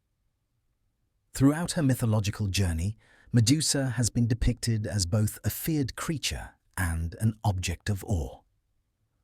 The gods cursed her, transforming her into a monster, yet in her very transformation, Medusa became an enduring symbol of something far more profound, a reflection of the complex ways in which society grapples with power, beauty, and the role of women within a patriarchal framework. In ancient times, the very idea of Medusa's curse was meant to instill terror. Her monstrous form, with the writhing snakes in her hair and her ability to turn mortals into stone, symbolized the consequences of crossing the gods. In this sense, Medusa was both a victim and an agent of destruction. Her victimhood stemmed from the actions of Poseidon and the punishment meted out by Athena. Yet her transformation into a gorgon allowed her to wield immense, terrifying power. Her appearance, once a symbol of divine beauty, became a weapon, and the gaze that had once captivated those around her was now an instrument of doom. However, this duality, the combination of fear and admiration, would come to define Medusa's place in mythology. Over time, Medusa's figure became more than just that of a monster. The power she wielded with her gaze, the strength inherent in her transformation, began to be re-examined. Rather than seeing Medusa solely as a figure to be feared, later generations began to view her as a symbol of resilience, strength, and the struggles women face in navigating a world dominated by divine and societal forces. Her transformation, once seen purely as punishment, became a reflection of empowerment in the face of injustice. In the modern world, Medusa has come to symbolize the complexity of feminine power and the way it has historically been both revered and feared. The fear that once surrounded her name, particularly due to her ability to turn men to stone, now serves as a metaphor for the ways in which women's strength, beauty, and autonomy have often been viewed as dangerous by society. The world, much like the ancient gods, is often terrified of women who possess power, and Medusa's myth encapsulates this fear in a way that resonates with modern struggles for gender equality, autonomy, and self-expression. Medusa's gaze, which had once been a curse, began to take on a different meaning. In the context of contemporary reinterpretations, her power was no longer simply destructive. It was a powerful tool of resistance. To gaze upon Medusa's head, to look into her eyes, was to confront the consequences of the patriarchy's attempts to silence women. Her transformation became a metaphor for the ways in which women are often punished for their strength or for stepping outside the roles society has imposed upon them. Medusa's story serves as a reminder that power, particularly feminine power, is both feared and admired, depending on how it is wielded and by whom.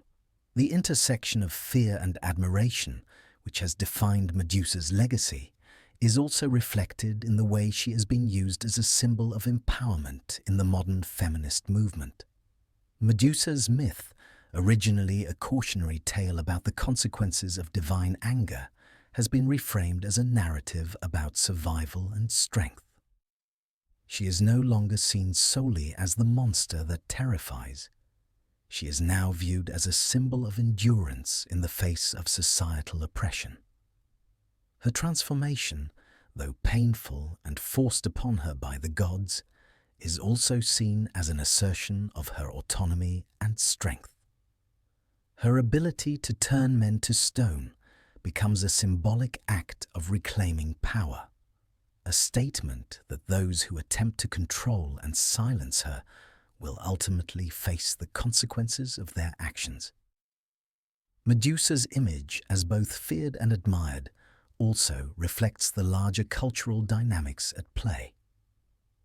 In societies where women have been relegated to passive secondary roles, Medusa stands as a powerful reminder of the inherent dangers of silencing or controlling women.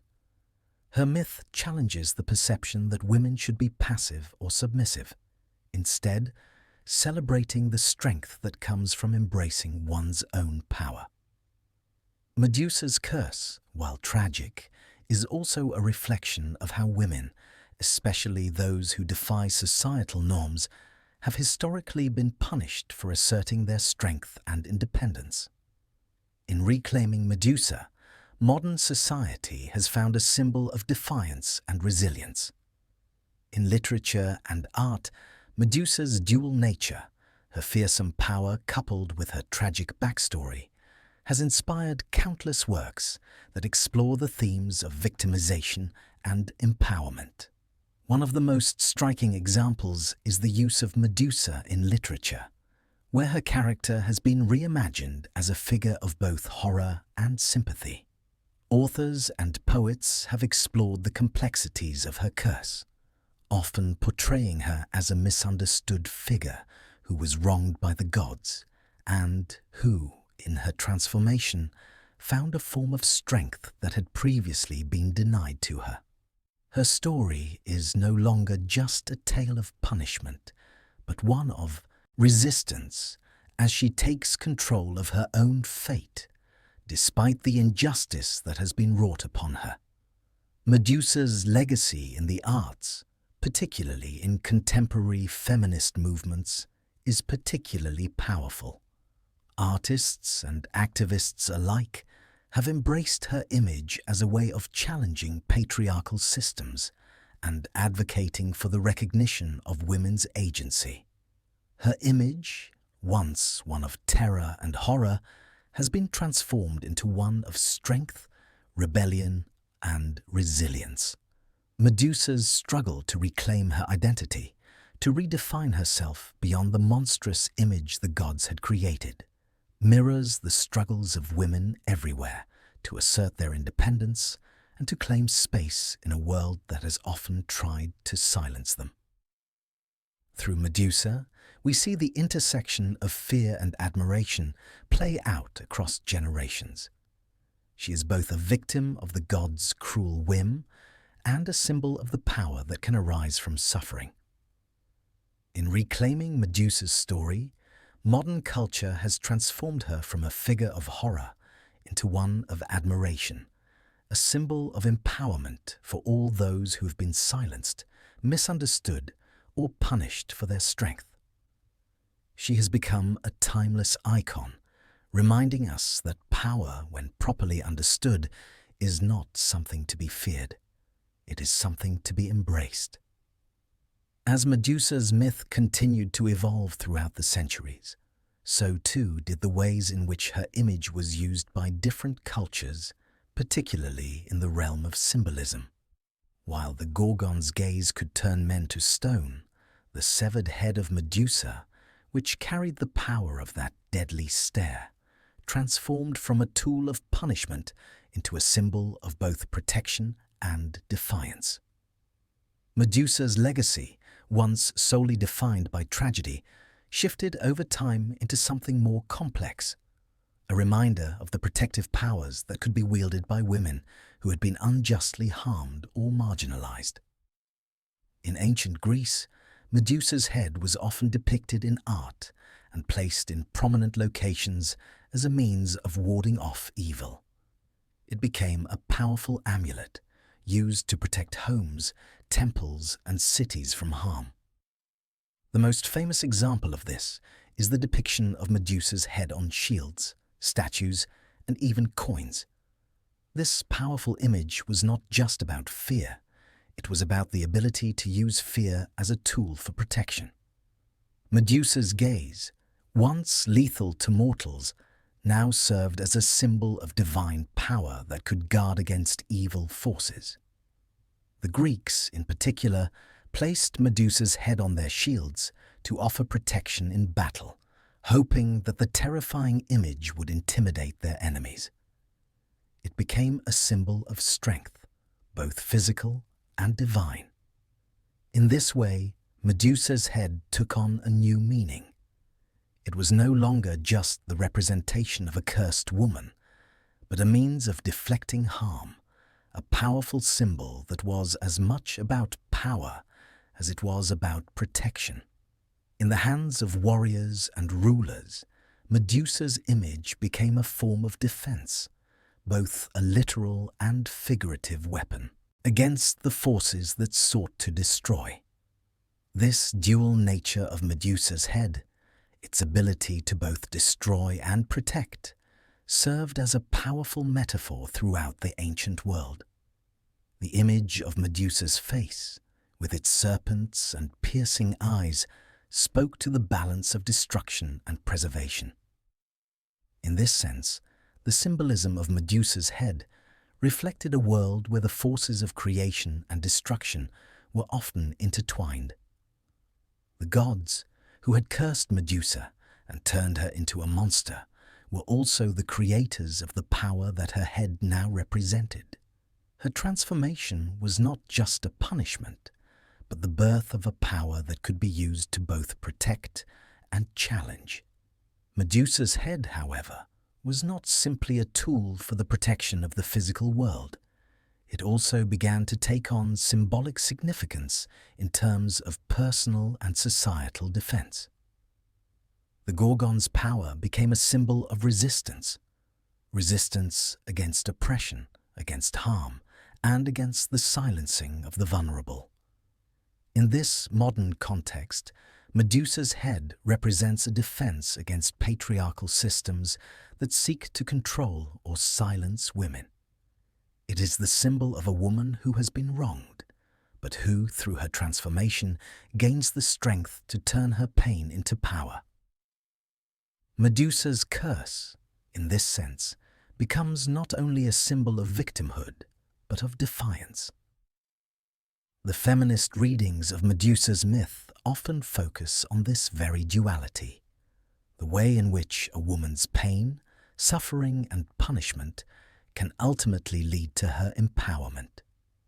Medusa, transformed by the gods into a monster, was no longer a passive victim. She was now a creature capable of resisting the forces that had tried to destroy her. Her monstrous form, rather than a source of shame, became a symbol of strength, a power that could no longer be ignored.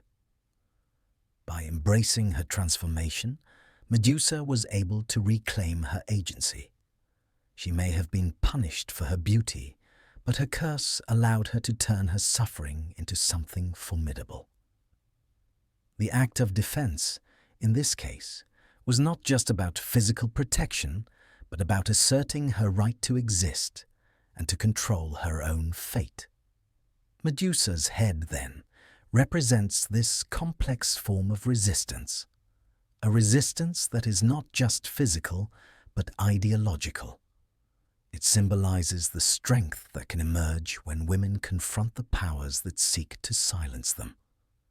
The very image of Medusa's head, once a terrifying symbol of divine punishment, becomes an icon of empowerment for those who have been oppressed or marginalized.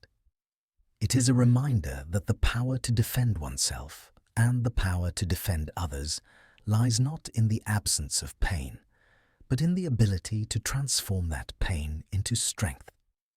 In contemporary society, Medusa's image has become a rallying cry for women's empowerment movements, especially those advocating for gender equality and the right to be heard.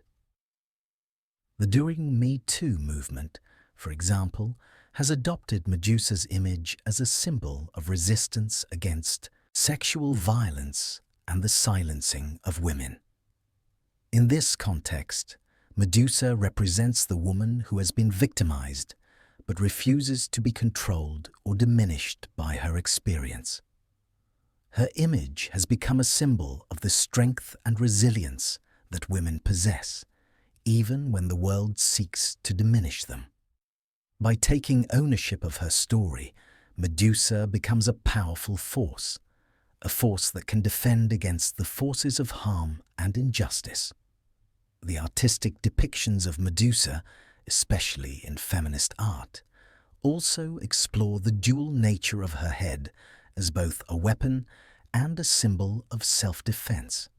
The snakes in her hair, which once symbolized a monstrous transformation, are often portrayed in contemporary art as symbols of power and defiance. Rather than seeing Medusa's serpents as mere grotesque elements of her curse, artists now depict them as part of her strength, her ability to resist and protect. The very act of staring into Medusa's eyes is no longer seen as a punishment, but a reclamation of one's own agency and power. In this sense, Medusa's head represents the power to confront and overcome harm, to defend oneself and others, and to stand against the forces of oppression. In the end, Medusa's myth is not just a tale of a woman cursed by the gods, but a story of transformation, of how a figure who was once a victim became a symbol of resistance, empowerment, and protection. Her legacy is a reminder that the power of women lies not in their passivity, but in their ability to confront the forces that seek to control them. The Gorgon's gaze, once the symbol of her punishment, has become a symbol of strength, both defensive and offensive. A reminder that even the most misunderstood and punished figures can, in time, reclaim their power and become icons of resilience. Medusa's myth has endured through the ages, shifting in meaning and significance to fit the cultural and societal context of each new era. Today, her legacy remains an integral part of modern mythology, with her image and story continually being reinterpreted in ways that resonate with contemporary struggles, values, and concerns. Medusa is no longer just a figure of ancient terror. She is now a symbol of resilience, defiance, and the power of transformation. In the 21st century, Medusa's story speaks not only to the ancient gods and heroes, but to the struggles faced by modern individuals, particularly women, who seek to reclaim their power and narrative from the forces that seek to control them. In many ways, the enduring relevance of Medusa's story lies in her ability to transcend the boundaries of mythology. While ancient myths were often rooted in the gods' whims and the moral lessons they sought to impart, Medusa's transformation into a gorgon has become a universal story about the consequences of victimization and the potential for empowerment in the face of suffering. In modern retellings, her image often evokes themes of female strength, independence, and the struggle for autonomy in a world that seeks to define and restrict women's power. Medusa's myth is particularly powerful in today's culture because it taps into the deep-seated fears and anxieties that people have about the consequences of defying societal expectations. Her transformation from a beautiful maiden into a terrifying monster can be seen as a metaphor for how society punishes individuals, particularly women, who do not conform to the traditional roles imposed upon them. Her curse, placed upon her by the gods, mirrors the way society often punishes those who are perceived as too powerful or too different. Medusa's beauty, once celebrated, was seen as a threat, and her transformation into a monster became a direct consequence of that threat.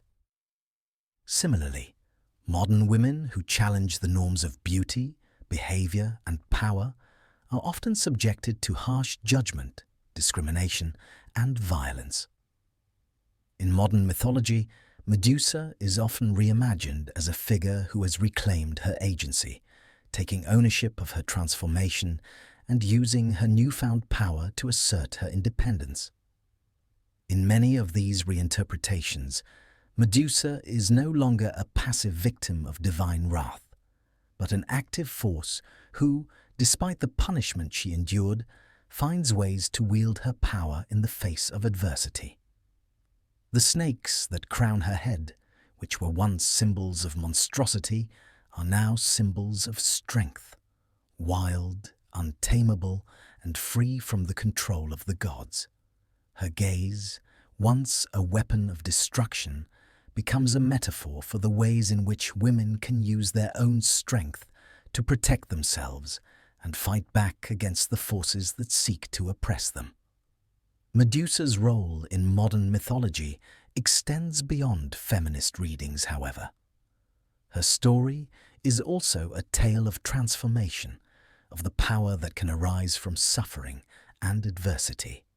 Her journey from innocence to monstrosity is mirrored in the experiences of many individuals who are forced to adapt to the harsh realities of life. Medusa, in this sense, is a symbol of the human capacity for resilience, the ability to survive and grow stronger in the face of pain and hardship. Her curse, rather than being a final sentence, becomes a starting point for her empowerment. It is through her transformation that Medusa is able to discover a power within herself that she never knew she had. This theme of transformation is central to many modern interpretations of Medusa's myth. Just as Medusa is physically transformed into a monster, so too are individuals in modern society often forced to confront the transformation that occurs when they are subjected to societal expectations or personal trauma. For Medusa, this transformation was forced upon her by the gods, but in the modern context, it is often portrayed as something that can be reclaimed and harnessed as a form of power. Medusa becomes a symbol of the strength that lies in surviving, adapting, and embracing the changes that life demands, even when those changes are painful or traumatic. Medusa's story also speaks to the theme of justice, both the divine justice meted out by the gods and the human quest for fairness and equality. In many retellings, Medusa's punishment by Athena is viewed as unjust, as she was a victim of Poseidon's actions, yet it is she who bears the consequences. The gods, in their infinite power, act without regard for the suffering of mortals, and Medusa becomes a symbol of how power imbalances can lead to injustice. In modern reinterpretations, this aspect of her myth speaks to the need for justice in a world where individuals, particularly women and marginalized groups, often bear the weight of societal wrongs. Medusa's story highlights the consequences of injustice and the long-lasting impact it can have on those who are subjected to it. One of the most important aspects of Medusa's role in modern mythology is her connection to the idea of breaking free from societal constraints. She is no longer just a victim of divine punishment, but a symbol of the ability to defy the forces that seek to control and limit her. In this context, Medusa's myth becomes a story of liberation, a reminder that even those who have been wronged or oppressed have the capacity to reclaim their autonomy and challenge the systems that hold them down. Medusa's legacy in modern mythology is a reflection of the changing values of society. No longer a mere figure of terror, she has become a symbol of empowerment, resilience, and transformation. Her myth has evolved to represent the complexities of gender, power, and identity in the modern world, and her image continues to inspire and challenge new generations. Whether in art, literature, or popular culture, Medusa's story remains a powerful testament to the strength that can arise from adversity and the power of transformation in the face of oppression. Through Medusa, we are reminded that even in the darkest of circumstances, there is the potential for growth, change, and the reclamation of power. Her myth, once rooted in tragedy and punishment, has become a story of empowerment and self-discovery, a story that continues to resonate deeply with the struggles and triumphs of the human spirit. Medusa's evolution in mythology from a terrifying monster to a powerful symbol of defiance is evident in her portrayal in contemporary popular media. Over the years, her image has shifted from that of a mere villainess whose sole purpose was to be defeated by heroes, to a more complex and nuanced figure who embodies both victimhood and strength.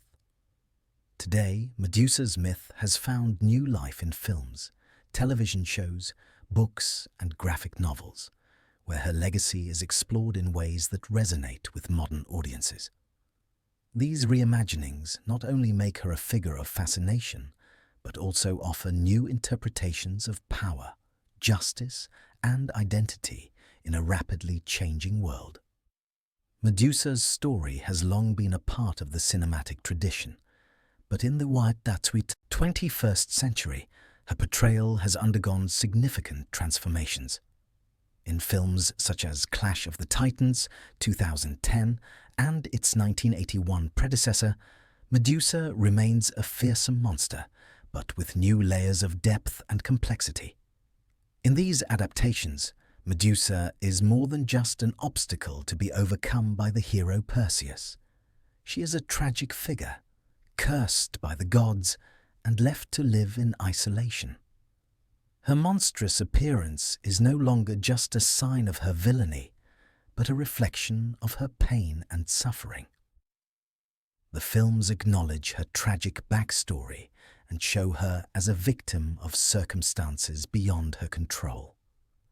Her portrayal as a creature of sorrow, whose transformation was imposed by the gods, offers a fresh perspective on her character, turning her from a villain into a victim of divine cruelty. However, Medusa's transformation into a more sympathetic character in popular media has not always been limited to films. Television shows, like the 2013 series Once Upon a Time, have also reimagined Medusa as a character whose complexity is central to her narrative. In Once Upon a Time, Medusa's role as the villainess is softened, and she is portrayed as a figure who has been misunderstood, with her monstrous nature stemming from the manipulation and cruelty of the gods. This interpretation offers audiences a deeper understanding of Medusa's myth, showing how her cursed state reflects the larger theme of how individuals can become monstrous due to forces beyond their control.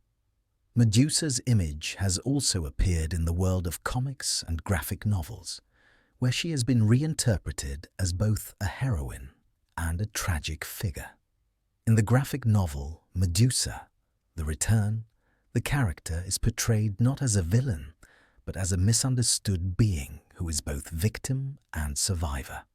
The story delves into the internal conflict Medusa faces as she struggles to come to terms with her monstrous form, exploring themes of isolation, vengeance, and redemption. These reimaginings highlight the transformative nature of Medusa's myth. Her journey from a figure of terror to one of strength and defiance. In some modern iterations of Medusa's myth, particularly in literature and art, her image is redefined entirely. No longer just a monster to be slain, she is increasingly seen as a figure of empowerment. In the novel The Gorgon's Curse by Jane M. E. N. Glatt, Medusa is given a voice that allows her to reflect on her own transformation, examining the complexity of her feelings toward the gods, her punishment, and her eventual acceptance of her own power. This narrative twist reimagines Medusa as a character who, rather than simply succumbing to the gods' will, learns to wield her curse as a form of strength. Through this lens, Medusa's transformation becomes a metaphor for resilience and the capacity to find power in suffering. Moreover, Medusa has become an icon in feminist literature, where she is depicted as a woman who, despite being punished for her beauty, refuses to be erased by those who seek to control her. In feminist readings, Medusa's gaze becomes a symbol of the power women can hold when they take ownership of their identity. Rather than being seen as a monster, she becomes an allegory for the ways in which women's autonomy is often viewed as a threat. As a result, Medusa's story has been reframed as one of self-determination, where she uses the very powers that were imposed upon her to challenge the forces that tried to silence her. In addition to literature and film, Medusa's symbolic meaning has extended into the visual arts, particularly through the lens of the feminist movement. Her image, once relegated to the world of monsters, is now an enduring symbol of feminist empowerment. Artists have explored the complex intersections between gender, beauty, and power, using Medusa as a metaphor for the struggles women face when they challenge societal expectations. In works by artists such as Judy Chicago, Medusa's head is used to symbolize resistance against the patriarchal forces that seek to control women's narratives and bodies. By depicting Medusa as both a figure of strength and one who has been wronged, these artistic reinterpretations make her an icon of empowerment. Medusa's redefinition as a symbol of strength and resistance also resonates with modern-day struggles for gender equality. In a world where women continue to fight for equal rights and protection against violence, Medusa's story becomes a reminder of the long history of female oppression and the transformative power of reclaiming one's identity. Her myth, though rooted in ancient mythology, continues to speak to contemporary struggles for justice and equality. Just as Medusa was punished for her beauty and her defiance of the gods, modern women are often penalized for asserting their own strength and autonomy. Yet, just as Medusa transformed into a figure of power, so too have women across history used their struggles to fuel movements for change. Medusa's role in popular media highlights the ways in which her myth has shifted from a story of victimhood to one of triumph. She is no longer simply a monster or a villain. She has become a symbol of the complex relationship between power, punishment, and transformation. Her image, once used to evoke fear, now inspires admiration for her resilience and defiance. Medusa's journey, her transformation from a beautiful maiden to a feared monster and ultimately to a symbol of strength, speaks to the ongoing struggle for women's autonomy, equality, and empowerment in modern society. In popular culture, Medusa has transcended her mythological roots and become a figure who is both feared and admired. Her story is no longer one of mere punishment, but one of reclamation, defiance, and, ultimately, empowerment. As she continues to appear in various forms of media, from art to literature to film, Medusa remains a powerful symbol of the capacity to transform suffering into strength and of the ability to reclaim one's narrative in the face of adversity. Medusa's legacy, while deeply tied to her transformation and the curse placed upon her by the gods, is also inextricably linked to the heroes who encountered her. Over the centuries, heroes such as Perseus and Heracles have shaped and reshaped her myth, each adding new layers of meaning to the Gorgon's story. While Medusa was once viewed as a victim of divine retribution, the heroes who interacted with her often viewed her as an obstacle to be overcome. However, in examining these interactions more closely, we begin to see the complexity of Medusa's place in the hero's journey. Not merely as a figure to be vanquished, but as an essential force in the larger narrative of heroism, destiny, and the interplay between divine will and mortal action. Perseus, the most famous of those who encountered Medusa, played a central role in shaping her modern legacy. As the son of Zeus and the mortal Danae, Perseus's life was marked by divine intervention and a series of heroic quests. His task to slay Medusa and retrieve her head was assigned to him by King Polydectes of Seriphos, who saw it as an impossible challenge. However, Perseus's triumph was not just the result of his strength or cunning. It was the consequence of the aid provided by the gods, specifically Athena and Hermes, who provided him with the necessary tools to defeat Medusa. In many ways, Perseus's interaction with Medusa is emblematic of the relationship between heroes and the divine in Greek mythology. The gods are never simply passive observers. They intervene directly in the affairs of mortals, either as helpers or obstacles. Perseus's success in slaying Medusa was not just a reflection of his personal bravery, but also of the divine influence that shaped his fate. It is important to recognize that while Medusa was the object of Perseus's quest, she too played a role in this narrative, a role that went beyond the simple act of being slain. Medusa was a necessary part of the hero's journey, and in many ways, her death marked a turning point in the myth of Perseus. Despite being portrayed as a villain in the myth, Medusa's role in the hero's journey is significant. Her death paved the way for Perseus's rise to greatness, allowing him to secure the powerful weapon of her head, which would later aid him in his many other feats, including the rescue of Andromeda. However, as the hero defeats the monster, the narrative often shifts the focus to the hero's journey and the triumph of the mortal over divine odds, without fully addressing the deeper implications of Medusa's demise. The fact that Perseus was aided by the gods in overcoming Medusa points to a larger theme in Greek mythology: the interaction between the divine and mortal realms, and the idea that heroism is often defined not just by strength, but by divine favor.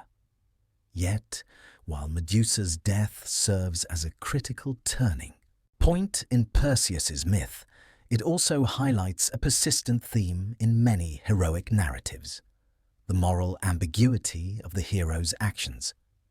Perseus did not seek out Medusa's death for its own sake, but rather to fulfill a quest set before him. In doing so, he becomes both a conqueror and a participant in the divine will.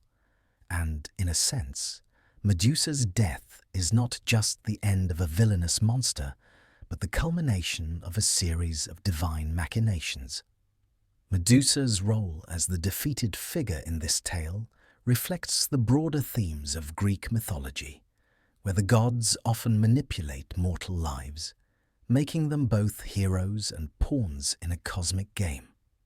Medusa's relationship with heroes like Perseus also speaks to the broader cultural dynamics of ancient Greece.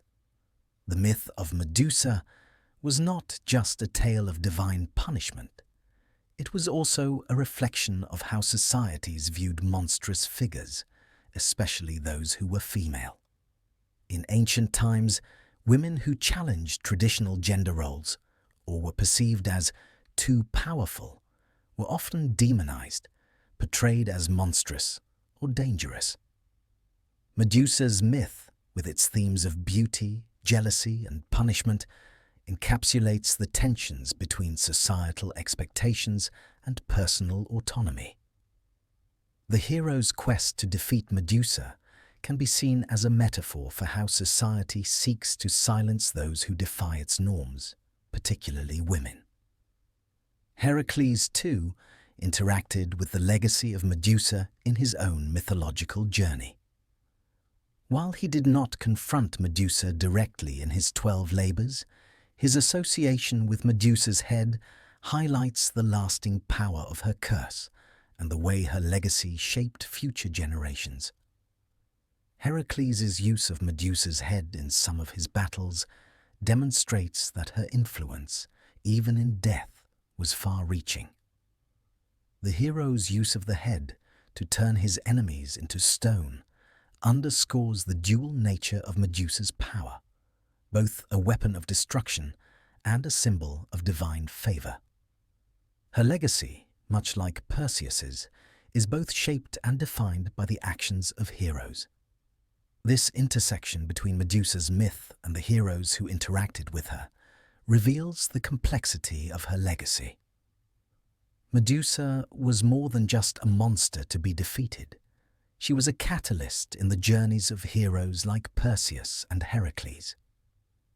In this sense, Medusa represents a necessary force in the larger narrative of heroism and fate.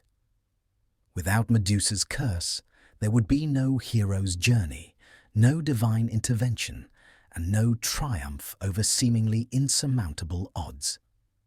Medusa's role in these myths, while often portrayed as the antagonist, is in fact an integral part of the heroic process.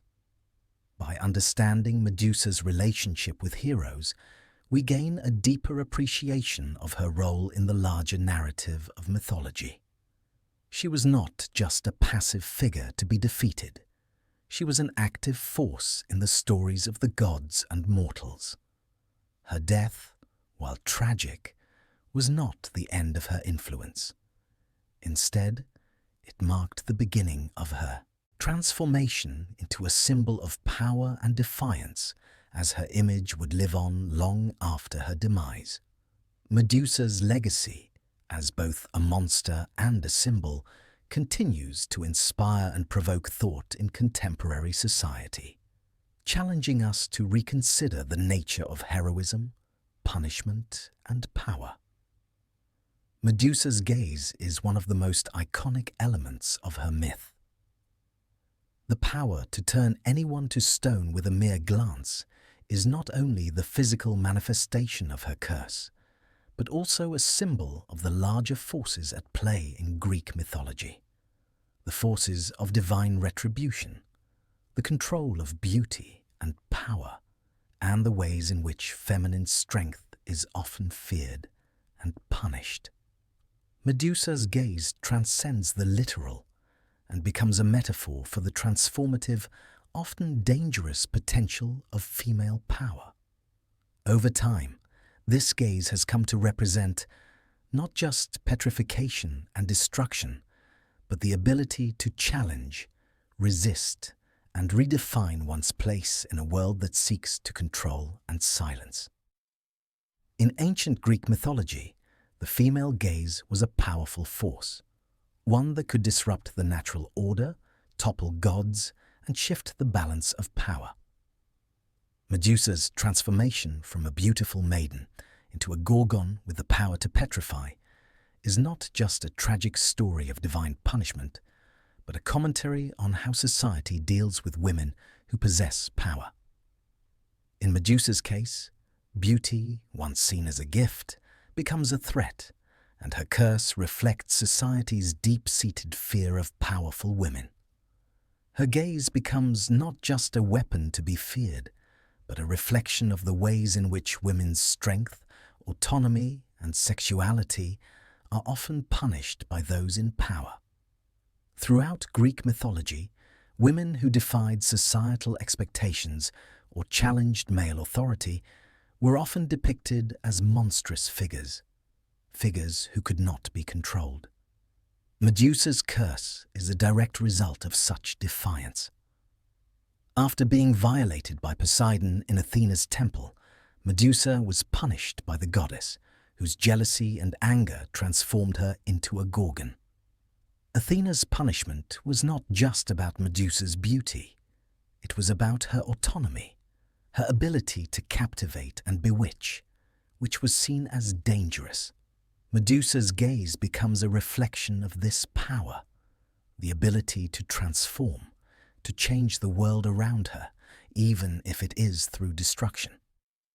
In this context, Medusa's gaze becomes a symbol of resistance.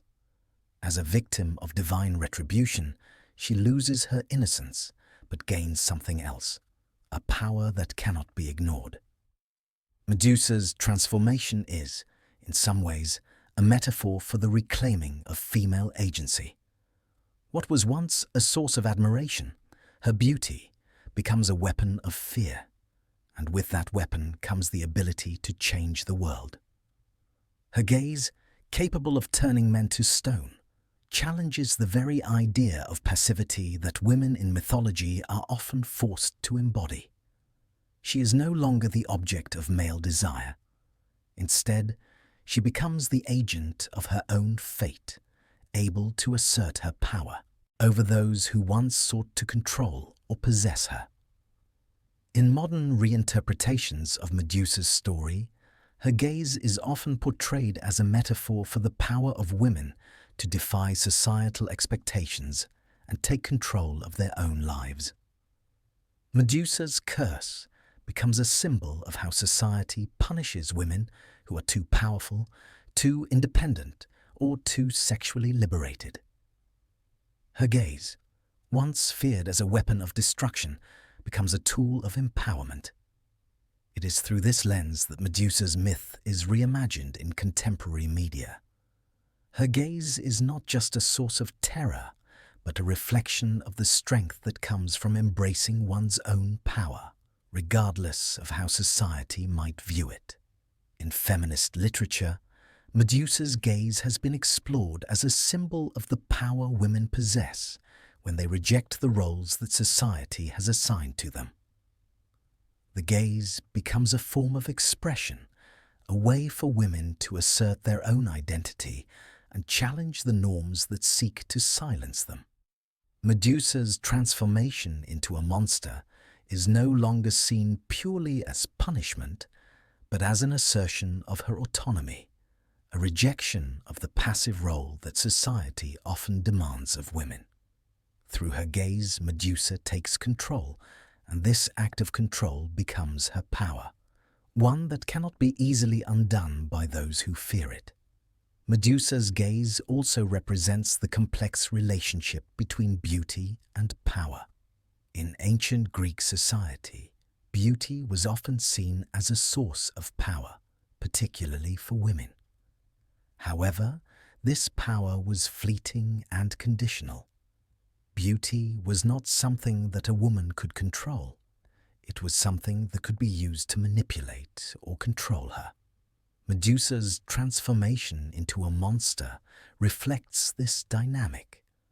Her beauty, once a source of admiration, is turned into a weapon that she can no longer control, but that ultimately gives her a form of power that is both destructive and liberating. The gaze, which once symbolized her beauty, now symbolizes her strength and independence. Her transformation, painful as it was, allowed her to redefine herself, and her gaze became a tool of resistance against those who sought to control her. In modern pop culture, Medusa's gaze continues to be a powerful symbol. In films, television shows, and graphic novels, her gaze is often portrayed as both dangerous and empowering. The gaze, which once turned people to stone, is now depicted as a reflection of the strength that women can embody when they take control of their own narratives. Medusa's myth, in this context, becomes a metaphor for the power of women to assert themselves in a world that seeks to silence them. Her gaze, once a source of fear, now represents a rejection of the forces that try to confine women to prescribed roles. Medusa, in this light, is a symbol of defiance, the ability to see and be seen on one's own terms. This theme is explored in feminist art, where Medusa's gaze becomes a symbol of resistance. Artists use her image to challenge the way women's strength and beauty are often punished or misunderstood by society.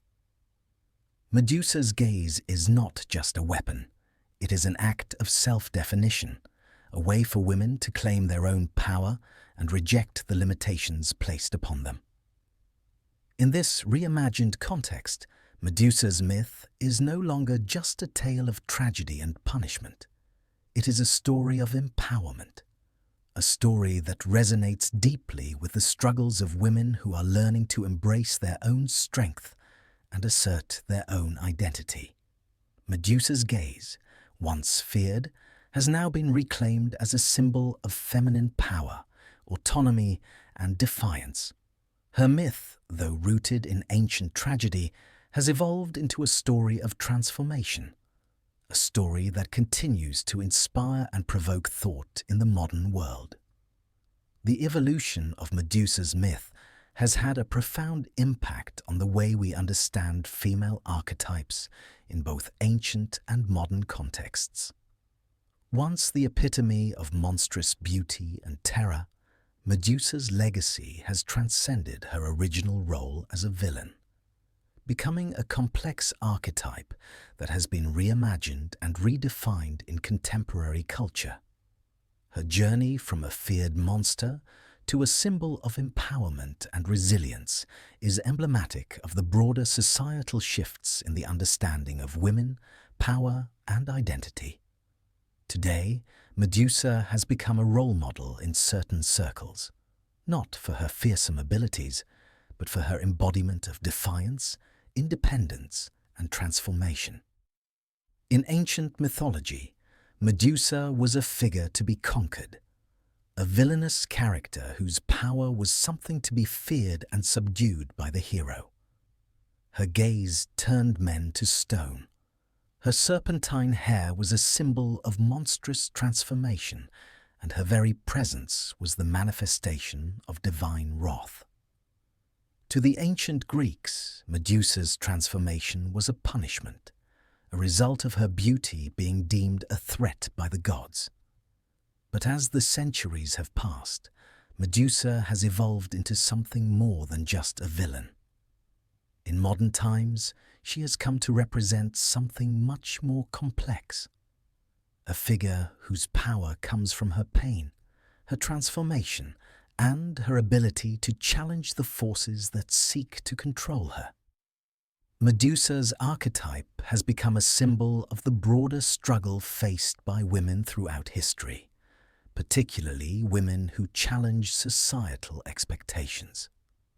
In many contemporary readings of Medusa's myth, her transformation from a beautiful maiden into a monster is seen as a reflection of how women are punished for their beauty, their power, and their autonomy. Medusa's beauty was once celebrated, but it was also the source of her downfall. Her beauty was seen as a threat, and she was punished for it. In this sense, Medusa's story has become a powerful metaphor for the ways in which society punishes women who assert their independence or deviate from prescribed gender roles. Medusa's influence in modern archetypes can be seen in the way she has been reimagined in literature, film, and art as a symbol of empowerment. She is no longer merely a villain to be defeated, but a tragic figure who, through her transformation, gains agency and power. In feminist interpretations, Medusa is often depicted as a woman who has been wronged, but who refuses to be defeated by her circumstances. Rather than being a passive victim of divine wrath, Medusa becomes an active participant in her own story, using her power to resist the forces that sought to control her. In this sense, Medusa's myth shifts from a tale of punishment to one of reclamation, as she embraces her power and redefines her narrative.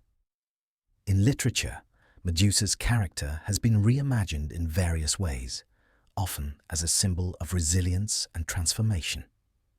In works such as The Gorgon by Howard Andrew Jones and Medusa, a love story by Sasha Summers, Medusa's character is given depth and agency. Rather than being simply a figure of terror, Medusa is portrayed as a complex, multidimensional character who grapples with her transformation and seeks to make sense of her own identity. These modern reimaginings of Medusa focus on her internal struggle, emphasizing her growth and ability to reclaim her narrative, despite the overwhelming odds stacked against her. These interpretations offer Medusa not just as a victim, but as a figure of empowerment, a woman who has endured immense suffering and has found strength in the face of adversity.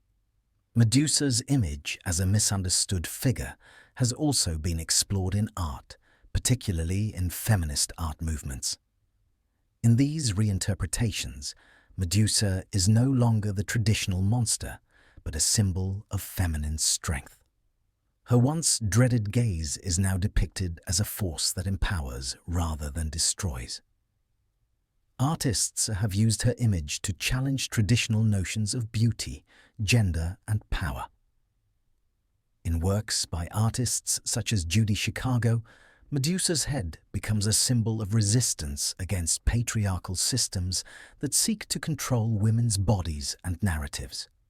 Medusa's transformation into a monster is seen not as a punishment, but as an act of defiance, a reclaiming of power in the face of a society that seeks to silence and objectify women. The modern reinterpretation of Medusa as a feminist symbol has had a profound impact on the way she is viewed in popular culture. Rather than being portrayed as a mere villain or tragic figure, Medusa is now celebrated as a symbol of female strength and resistance. Her monstrous appearance, once a source of fear, is now seen as a manifestation of her independence and power. The serpents in her hair, which once symbolized her punishment, are now viewed as symbols of wild, untamed strength. Medusa's gaze, which once turned men to stone, is now seen as a metaphor for the ways in which women's strength and autonomy can be both feared and revered. In films and television shows, Medusa's character has undergone similar transformations. In the Percy Jackson series, Medusa is reimagined as a tragic figure who is both a victim and a survivor of divine cruelty. Her transformation into a monster is depicted as the result of her victimization, but her strength and agency are also emphasized. In the Clash of the Titans films, Medusa is portrayed as both a monster and a tragic figure, with her backstory explored in greater depth. These modern portrayals of Medusa shift the focus away from her role as a villain, and instead examine her as a symbol of the emotional and psychological toll that divine punishment can have on an individual. Her story is no longer just about the destruction she causes, but about the survival and transformation she undergoes in the face of immense suffering. Medusa's reimagining in modern media reflects broader shifts in society's understanding of power, gender, and identity. In the past, women who were viewed as powerful or independent were often vilified and punished, as Medusa was. But today, Medusa's story serves as a reminder that strength, beauty, and independence should not be feared or punished. Rather, they should be celebrated and embraced. Medusa's transformation from a beautiful maiden into a powerful monster has become a symbol of the strength that can arise from adversity, the resilience that can emerge from suffering, and the power that comes from reclaiming one's own narrative. Today, Medusa's legacy as a symbol of female empowerment is more relevant than ever. She has transcended her mythological roots and become a role model for those who seek to challenge the forces that attempt to control or silence them. Medusa, once a monster to be slain, is now a symbol of transformation, defiance, and strength. A reminder that even in the face of suffering, one can rise and reclaim their power. As Medusa's myth continues to evolve in both ancient and modern interpretations, one of the most striking shifts has been her reclamation as a heroine in her own right. Once seen solely as the villainous figure to be slain by Perseus, Medusa's image has gradually been transformed into one of empowerment, resistance, and, ultimately, agency. The more we delve into her myth, the more we recognize that Medusa's transformation is not just a tragedy, but also a story of survival, strength, and the ability to turn suffering into a form of power.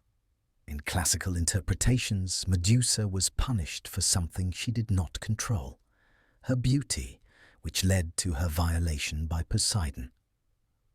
She was cursed by Athena to become a monster, her once beautiful hair transformed into writhing serpents, her gaze capable of turning men to stone. However, as we look at Medusa's myth through a modern lens, we begin to see her not just as a victim of divine cruelty, but as someone who, through her painful transformation, learns to wield her curse as a tool of empowerment. Medusa becomes an agent in her own story, a woman who, despite being wronged by the gods, refuses to be silenced or defined by her punishment. Medusa's transformation from a woman who was once revered for her beauty to a figure of monstrous power is a narrative arc that resonates with modern struggles for self-determination and justice. Her story has become a symbol of what happens when an individual, especially a woman, is punished for possessing power or autonomy. In this way, Medusa's myth reflects the harsh realities faced by many women in the modern world. those who are silenced, punished, or marginalized simply for asserting their strength or defying societal expectations. Her monstrous form becomes a symbol of resistance against these forces as she learns to live with and embrace her transformation. One of the most empowering aspects of Medusa's story is that, unlike other figures in mythology who passively accept their fates, Medusa's curse allows her to actively change her narrative. Her transformation, though forced upon her, provides her with a new kind of power, one that cannot be easily taken from her. In her monstrous form, Medusa is no longer beholden to the gods or mortal men. Her ability to turn others to stone becomes a metaphor for how women, often constrained by societal roles, can reclaim their autonomy and refuse to conform to the expectations placed upon them. Her gaze, once a curse, is now a symbol of the power that lies in owning one's transformation, in embracing the parts of oneself that society might deem monstrous. In many contemporary retellings of Medusa's myth, her transformation is framed as an act of self-empowerment. Rather than simply being a victim of the gods' cruelty, Medusa becomes a figure who refuses to be passive in the face of her punishment. Through her curse, she learns to assert control over her fate, using the very power that was once forced upon her to carve out her own existence. This shift in perspective is a key part of Medusa's reclamation as a heroine. Her story becomes one of transformation, not just physically, but emotionally and psychologically as well. She evolves from a woman defined by victimhood to a figure who uses her strength to define herself. Medusa's power to turn others to stone has also been reinterpreted in modern contexts as a symbol of agency and resistance. In feminist readings of the myth, her gaze is seen not as a tool of destruction, but as a tool of self-preservation and empowerment. Her ability to petrify those who look upon her is an assertion of power, an act of self-defense in a world that seeks to punish her. Medusa's gaze, in this sense, becomes a metaphor for the ways in which women must sometimes protect themselves from a world that tries to control or harm them. Her power, once seen as monstrous, is now viewed as a necessary form of resistance to the forces that attempt to silence or diminish her. In literature, Medusa's transformation into a heroine has been explored in novels such as Medusa, A Love Story by Sasha Summers, and The Gorgon by Howard Andrew Jones. These retellings delve into Medusa's character, providing her with depth and complexity. Rather than being reduced to a mere monster or villain, Medusa becomes a character with her own motivations, struggles, and agency. These stories explore the emotional toll of her transformation, but also highlight her ability to reclaim her identity and power. Medusa is not merely a tragic figure. She is a woman who has been wronged, but who ultimately refuses to be defined by her victimization. In visual arts, Medusa has also been reinterpreted as a symbol of feminist strength. Artists like Judy Chicago have used her image as a symbol of resistance against patriarchal oppression, portraying her not as a monster, but as a figure of defiance. In these works, Medusa's serpentine hair, which once symbolized her monstrous transformation, is reframed as a representation of untamed strength, wild, free, and resistant to control. The snakes in her hair are no longer seen as symbols of her punishment, but as symbols of power and resilience. Medusa's image, once used to invoke fear, is now used to challenge the forces that seek to control and diminish women's voices. Medusa's role as a heroine has also been embraced in modern pop culture, where she is often depicted as a misunderstood figure who has been punished for qualities that society finds threatening. In various films, television shows, and books, Medusa is reimagined as a tragic yet empowered character. Her story becomes one of self-actualization, where she not only accepts her monstrous form, but uses it to take control of her own fate. The portrayal of Medusa in these works reflects the ways in which women today are reclaiming their power and their narratives, challenging the forces that would try to silence or diminish them. Medusa's myth, in its contemporary form, becomes a story of empowerment, transformation, and the reclamation of identity. She is no longer a passive victim or a villain to be defeated. Instead, she is a heroine who takes control of her fate, who redefines her curse as a source of strength, and who challenges the forces that seek to silence her. Medusa's transformation from a tragic victim of divine wrath to a symbol of defiance and self-empowerment marks the evolution of her myth, a journey that resonates with modern struggles for gender equality, autonomy, and empowerment. Medusa's myth has long been intertwined with ideas of divine punishment, beauty, and monstrousness. But at its core, it is also a reflection of human nature, particularly the ways in which we relate to and fear the feminine. Her transformation into a Gorgon is not just a tale of the gods' jealousy or wrath. It is an allegory for the way society reacts to powerful women. Medusa's image, the beautiful woman who becomes a terrifying creature, speaks to a deeper fear embedded in the psyche of many cultures.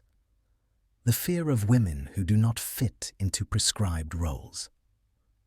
Her gaze, capable of turning men to stone, becomes a symbol of the dangers that people, particularly men, perceive when women step outside the boundaries of what is deemed acceptable. Throughout history, women who exhibited power, beauty, or autonomy were often viewed as threats. Medusa's punishment imposed by Athena reflects this fear. The gods sought to strip her of her beauty and make her an object of terror. What was once an asset, her allure, became a weapon that could destroy. But this shift also demonstrates the complex relationship that societies have had with women's power. Medusa's beauty, something to be admired and sought after, was ultimately feared because it was uncontrollable. Her transformation was not just about divine retribution. It was a consequence of society's discomfort with a woman who was both beautiful and independent. Medusa's gaze, the hallmark of her transformation, is particularly important in this context.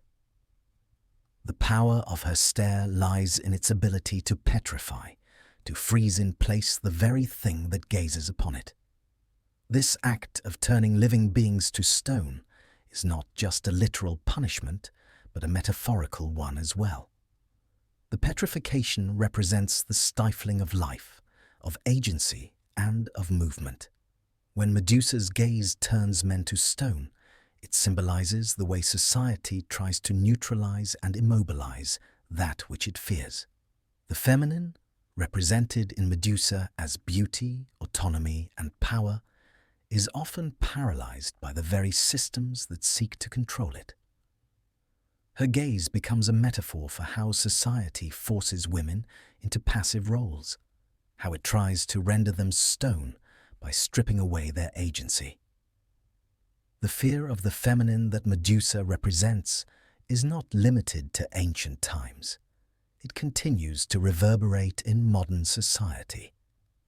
Women who assert their power or independence are often met with resistance, sometimes even vilification.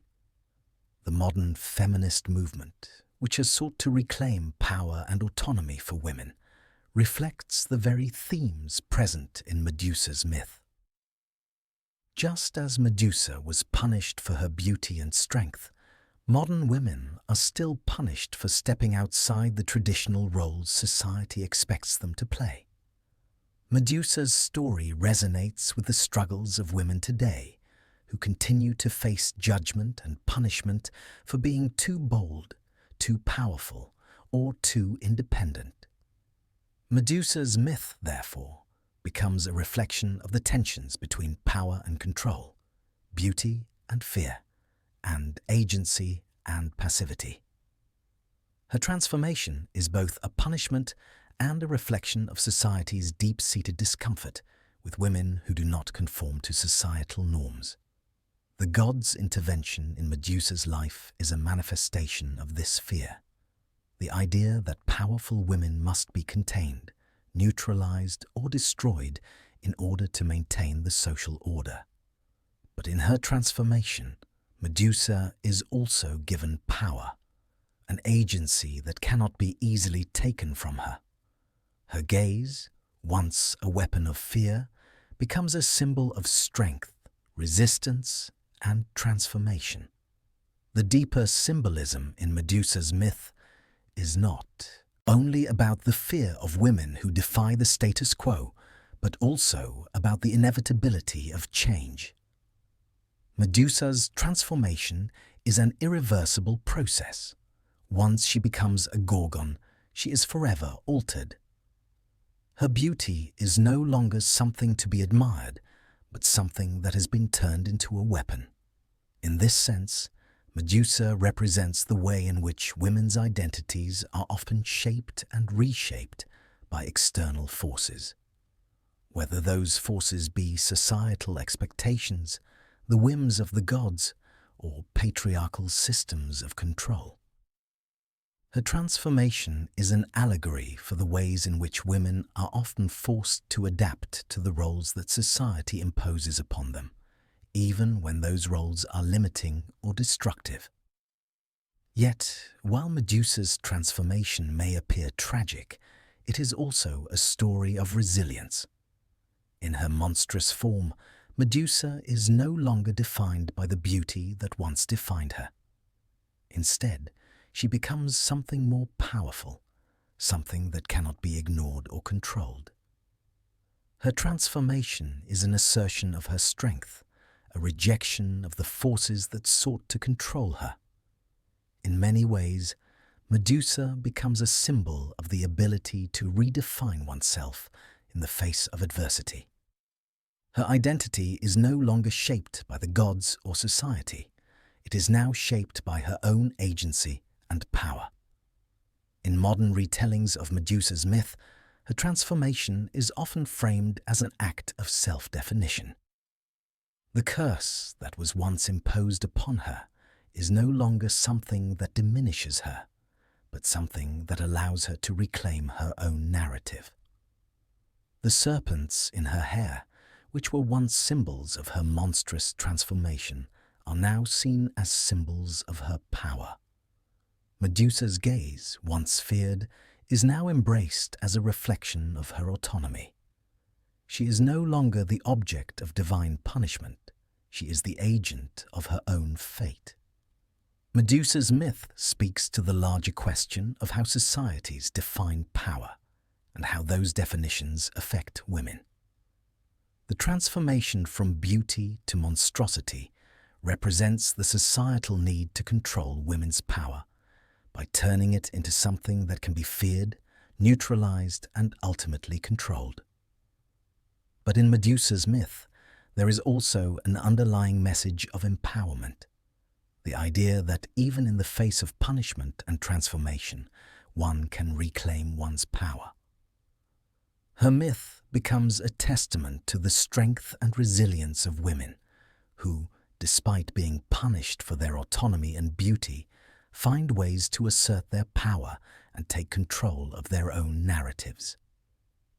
Medusa's legacy, therefore, is not just about a monster or a villain, but about a woman who has been transformed by society's fear of her power. Her story speaks to the human fear of the feminine and the ways in which that fear shapes the identities of those who are punished for their strength, beauty, and independence. Medusa's gaze is not just a tool of destruction, but a symbol of transformation, a reminder that power can arise from the most unlikely places, and that even in the face of oppression, there is always the potential for resilience and strength. Medusa's enduring appeal in contemporary culture speaks to her transformation from a tragic figure of divine punishment to a multifaceted symbol that transcends her origins. While her story is rooted in ancient Greek mythology, her image continues to evolve, particularly in the 21st century, where she is increasingly viewed as an icon of resistance, empowerment, and complex femininity. Medusa's myth, once focused on beauty, betrayal, and punishment, now resonates with modern themes of transformation, self-empowerment, and defiance against oppressive systems. In contemporary culture, Medusa is no longer solely defined by the curse imposed upon her by the gods. Instead, her narrative has been reimagined and reframed, reflecting the ongoing societal struggles for gender equality, justice, and self-definition. She has become a symbol of female strength, autonomy, and resilience, qualities that modern audiences can relate to in a world where women are still fighting for their rights, recognition, and control over their own narratives. Medusa's story is particularly powerful because it represents a complete reversal of traditional gender roles. In the myth, she is punished for her beauty and her perceived transgression. Her beauty, which was once an asset, becomes a source of immense power that is ultimately feared. The transformation into a Gorgon is a symbolic rejection of the conventional expectations placed upon women. And in modern interpretations, Medusa's curse becomes a metaphor for how society punishes women for their strength, independence, and autonomy. The more Medusa is examined, the more we realize that her transformation is not merely a result of divine wrath, but also a reflection of how society's treatment of women, particularly powerful women, has been shaped by fear and misunderstanding. Her physical transformation, which once symbolized her fall from grace, now comes to represent a kind of liberation. Medusa's monstrous form allows her to shed the expectations of beauty that were imposed upon her, and to embrace a new identity, one that is free from the constraints of femininity that often confine women. Her transformation is not just a punishment, but an act of self-definition. She is no longer defined by the gods or by society's narrow and unrealistic expectations of beauty and behavior. Instead, she becomes a figure of power and resilience, a woman who refuses to be silenced or diminished by those who fear her. This modern reimagining of Medusa as a figure of empowerment has had a profound impact on the way she is viewed in pop culture. From literature to film, Medusa's myth has been retold in ways that highlight her strength and agency. In films like Clash of the Titans and Percy Jackson and the Olympians, Medusa's image has shifted from a mere obstacle to be overcome by the hero, to a complex figure whose actions and motivations are explored in greater depth. Medusa is no longer just a monster to be defeated. She is a figure of tragedy and defiance, a woman who has been wronged by the gods and forced to embrace her power in order to survive. In graphic novels and comics, Medusa has also been reimagined as a character with her own agency, often as a symbol of resistance against oppressive forces. Writers and artists have used her image to explore themes of female strength, resilience, and the complexities of identity. Medusa's portrayal in works like Medusa, The Return and Wonder Woman shows how she can be both a tragic figure and a heroine, embodying the duality of beauty and power, victimhood and strength. In these reinterpretations, Medusa is no longer just a symbol of punishment. She is a character who finds agency in the face of adversity and uses her transformation to challenge the world around her. Medusa's reimagination is not limited to literature and film. It has extended into the visual arts, where she has become an icon of feminist empowerment. Artists have embraced Medusa's image as a representation of women's strength and autonomy, using her as a symbol of resistance against the patriarchal systems that have historically sought to control and silence women. In works by artists like Judy Chicago, Medusa's head becomes a symbol of defiance and empowerment, a powerful reminder that women's power and agency cannot be easily taken away. The snakes in her hair, once symbols of monstrosity, are now seen as symbols of wild, untamable strength. Her gaze, once feared as a weapon, is now a symbol of empowerment, one that can be used to reclaim power and resist oppression. In recent years, Medusa has also found a place in popular social and political movements, particularly in feminist activism. Her image has been adopted as a symbol of solidarity for women fighting for their rights and equality. In the Me Too movement, for example, Medusa's myth is used to highlight the ways in which women have been punished or silenced for asserting their autonomy and power. Just as Medusa was punished for her beauty and her ability to captivate, women today are often punished for speaking out against injustice or standing up for their rights. Medusa's story becomes a metaphor for the ways in which women are silenced by patriarchal systems and the power that can arise when they reclaim their voice. Medusa's appeal in contemporary culture also reflects the broader shift in how women are viewed in society. No longer confined to the passive roles of victimhood or villainy, women are increasingly seen as complex, multidimensional figures who are capable of both strength and vulnerability. Medusa's myth, once one of divine punishment, has transformed into a story of resilience, agency, and empowerment. She is no longer simply the monster to be slain by the hero. She is the heroine who rises above her suffering and finds strength in her transformation. In this sense, Medusa's myth has come full circle. Once a victim of divine wrath and male fear, she has become a symbol of transformation and empowerment, challenging traditional gender roles and societal expectations.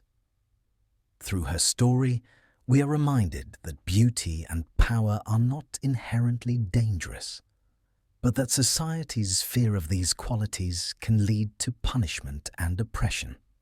Medusa, in her modern form, serves as a powerful symbol of the strength and resilience of women who, despite being wronged, rise above their circumstances and reclaim their power.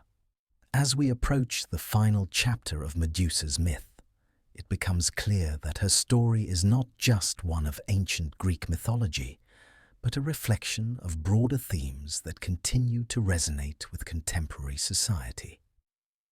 Medusa's transformation from a beautiful woman to a monstrous figure serves as an allegory for the ways in which society treats individuals, particularly women, who defy norms or possess power. The evolution of Medusa's image from villain to icon of empowerment speaks to the changing ways in which we view beauty, power, and the complexities of identity in the modern world. The myth of Medusa, at its core, is a story about transformation, about how an individual is shaped by external forces and how they, in turn, redefine themselves in the face of adversity. In Medusa's case, Her transformation was forced upon her by the gods. Her beauty, once a symbol of admiration, became the source of her downfall, and the gods punished her by turning her into a creature of terror. But through this transformation, Medusa found a new form of power, one that was her own, even if it was born from pain and punishment. This theme of reclaiming power from suffering is one that resonates deeply in today's world, where many people, particularly women, are still punished for asserting their autonomy or stepping outside prescribed societal roles.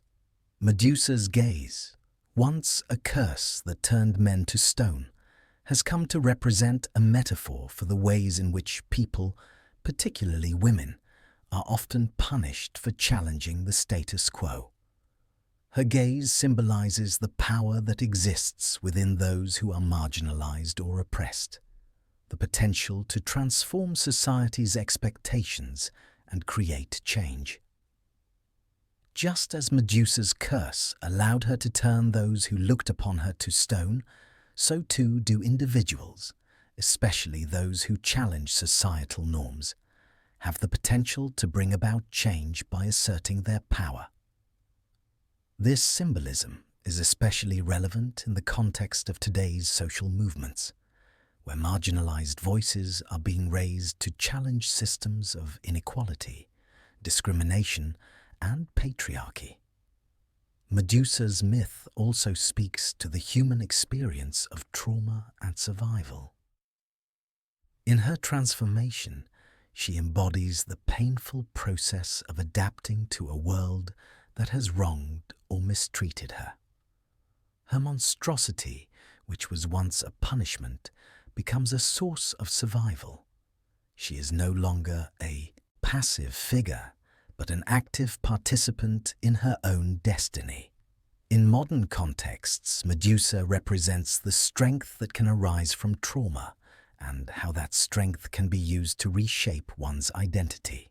Rather than being defined by the suffering she endured, Medusa redefines herself and becomes a symbol of resilience. Her story reflects the ways in which people, especially those who have faced adversity, can reclaim their identities and use their experiences to empower themselves. This theme of reclaiming one's identity is particularly significant in the context of contemporary discussions surrounding gender, beauty, and power. Medusa's beauty, which was once celebrated, was ultimately the reason for her downfall. Her transformation into a monster was not just a punishment for her physical appearance, but for the way her beauty challenged the gods' authority. In modern society, beauty continues to be a powerful force, but it is also a source of immense pressure and control. Women, in particular, are often judged and defined by their physical appearance, and those who deviate from conventional beauty standards are frequently marginalized. Medusa's story becomes a metaphor for how society punishes those who do not fit into its narrow definitions of beauty and conformity. Her transformation, painful as it was, allowed her to reclaim power, not just in her physical form, but in her ability to define herself on her own terms. Medusa's legacy is also one of resistance. As a victim of divine retribution, she could have remained passive, resigned to her fate. Instead, she chose to embrace her transformation and use it to assert her autonomy. The snakes in her hair, once a symbol of her monstrosity, are now seen as symbols of untamed strength. Her gaze, once feared and reviled, becomes a tool of empowerment, a way for her to defend herself and take control of her narrative. Medusa's story speaks to the idea that resistance is not always about confrontation. Sometimes, it is about asserting one's identity in a world that seeks to control or silence you. By embracing her monstrous form, Medusa reclaims her autonomy and defies the forces that seek to reduce her to mere beauty or objectification. In modern retellings of Medusa's myth, her transformation is often framed as an act of self-liberation. Just as she was punished for her beauty, modern women are still punished for asserting their independence or refusing to conform to societal expectations. Medusa's story becomes a symbol of the ongoing struggle for autonomy and equality, reminding us that the path to empowerment is not always easy, but it is one that is worth taking. Her myth challenges us to question the systems that define beauty, power, and identity, and to recognize the strength that lies in those who choose to reclaim their narrative. Medusa's enduring appeal in contemporary culture is a testament to the ways in which myths continue to evolve and resonate with new generations. While her original story was one of punishment and tragedy, modern interpretations have transformed her into a figure of empowerment and resilience. Medusa's image, once feared, is now embraced as a symbol of defiance, strength, and the ability to redefine oneself in the face of adversity. Her myth is no longer just a cautionary tale. It is a story of survival, transformation, and the reclamation of power, one that speaks to the struggles faced by individuals, particularly women, in today's world. Medusa's legacy is a reminder that power lies not in conforming to societal expectations, but in embracing one's true self, no matter how monstrous or unconventional that self may seem. Her myth, though ancient, continues to inspire and challenge us to reclaim our identities, assert our agency, and resist the forces that seek to silence us. As we conclude our journey through the myth of Medusa, we come to understand that her story is not just a tale of divine punishment, but a powerful narrative of transformation, resilience, and reclaiming one's identity. Medusa, once seen as the villainous Gorgon, has become a symbol of empowerment, an icon of feminine strength, autonomy, and defiance in the face of oppression. Her transformation from a beautiful maiden to a monstrous figure is no longer merely a story of loss, but one of survival, self-definition, and the power to turn suffering into strength. In modern times, Medusa's gaze has transcended its role as a weapon of destruction and become a metaphor for the power of the feminine, both feared and revered. Through her journey, we see how societal expectations, beauty standards, and divine control can stifle individual agency. Yet, in Medusa's myth, we also witness the transformative power that arises from adversity, the ability to redefine one's story, embrace one's own strength, and reclaim what was once taken away. Medusa's legacy endures because her story speaks to universal themes of power, beauty, and identity. It challenges us to reconsider the ways in which society treats those who defy norms, and it encourages us to embrace our own transformations, no matter how difficult or painful they may be. Her myth is a reminder that strength is not defined by conformity, but by the courage to assert one's own power and identity, even in the face of adversity. So, as you reflect on the story of Medusa, may you be reminded that transformation is not something to fear, but something to embrace. Like Medusa, we all have the potential to reclaim our narratives, to challenge the forces that seek to silence us, and to transform our pain into power.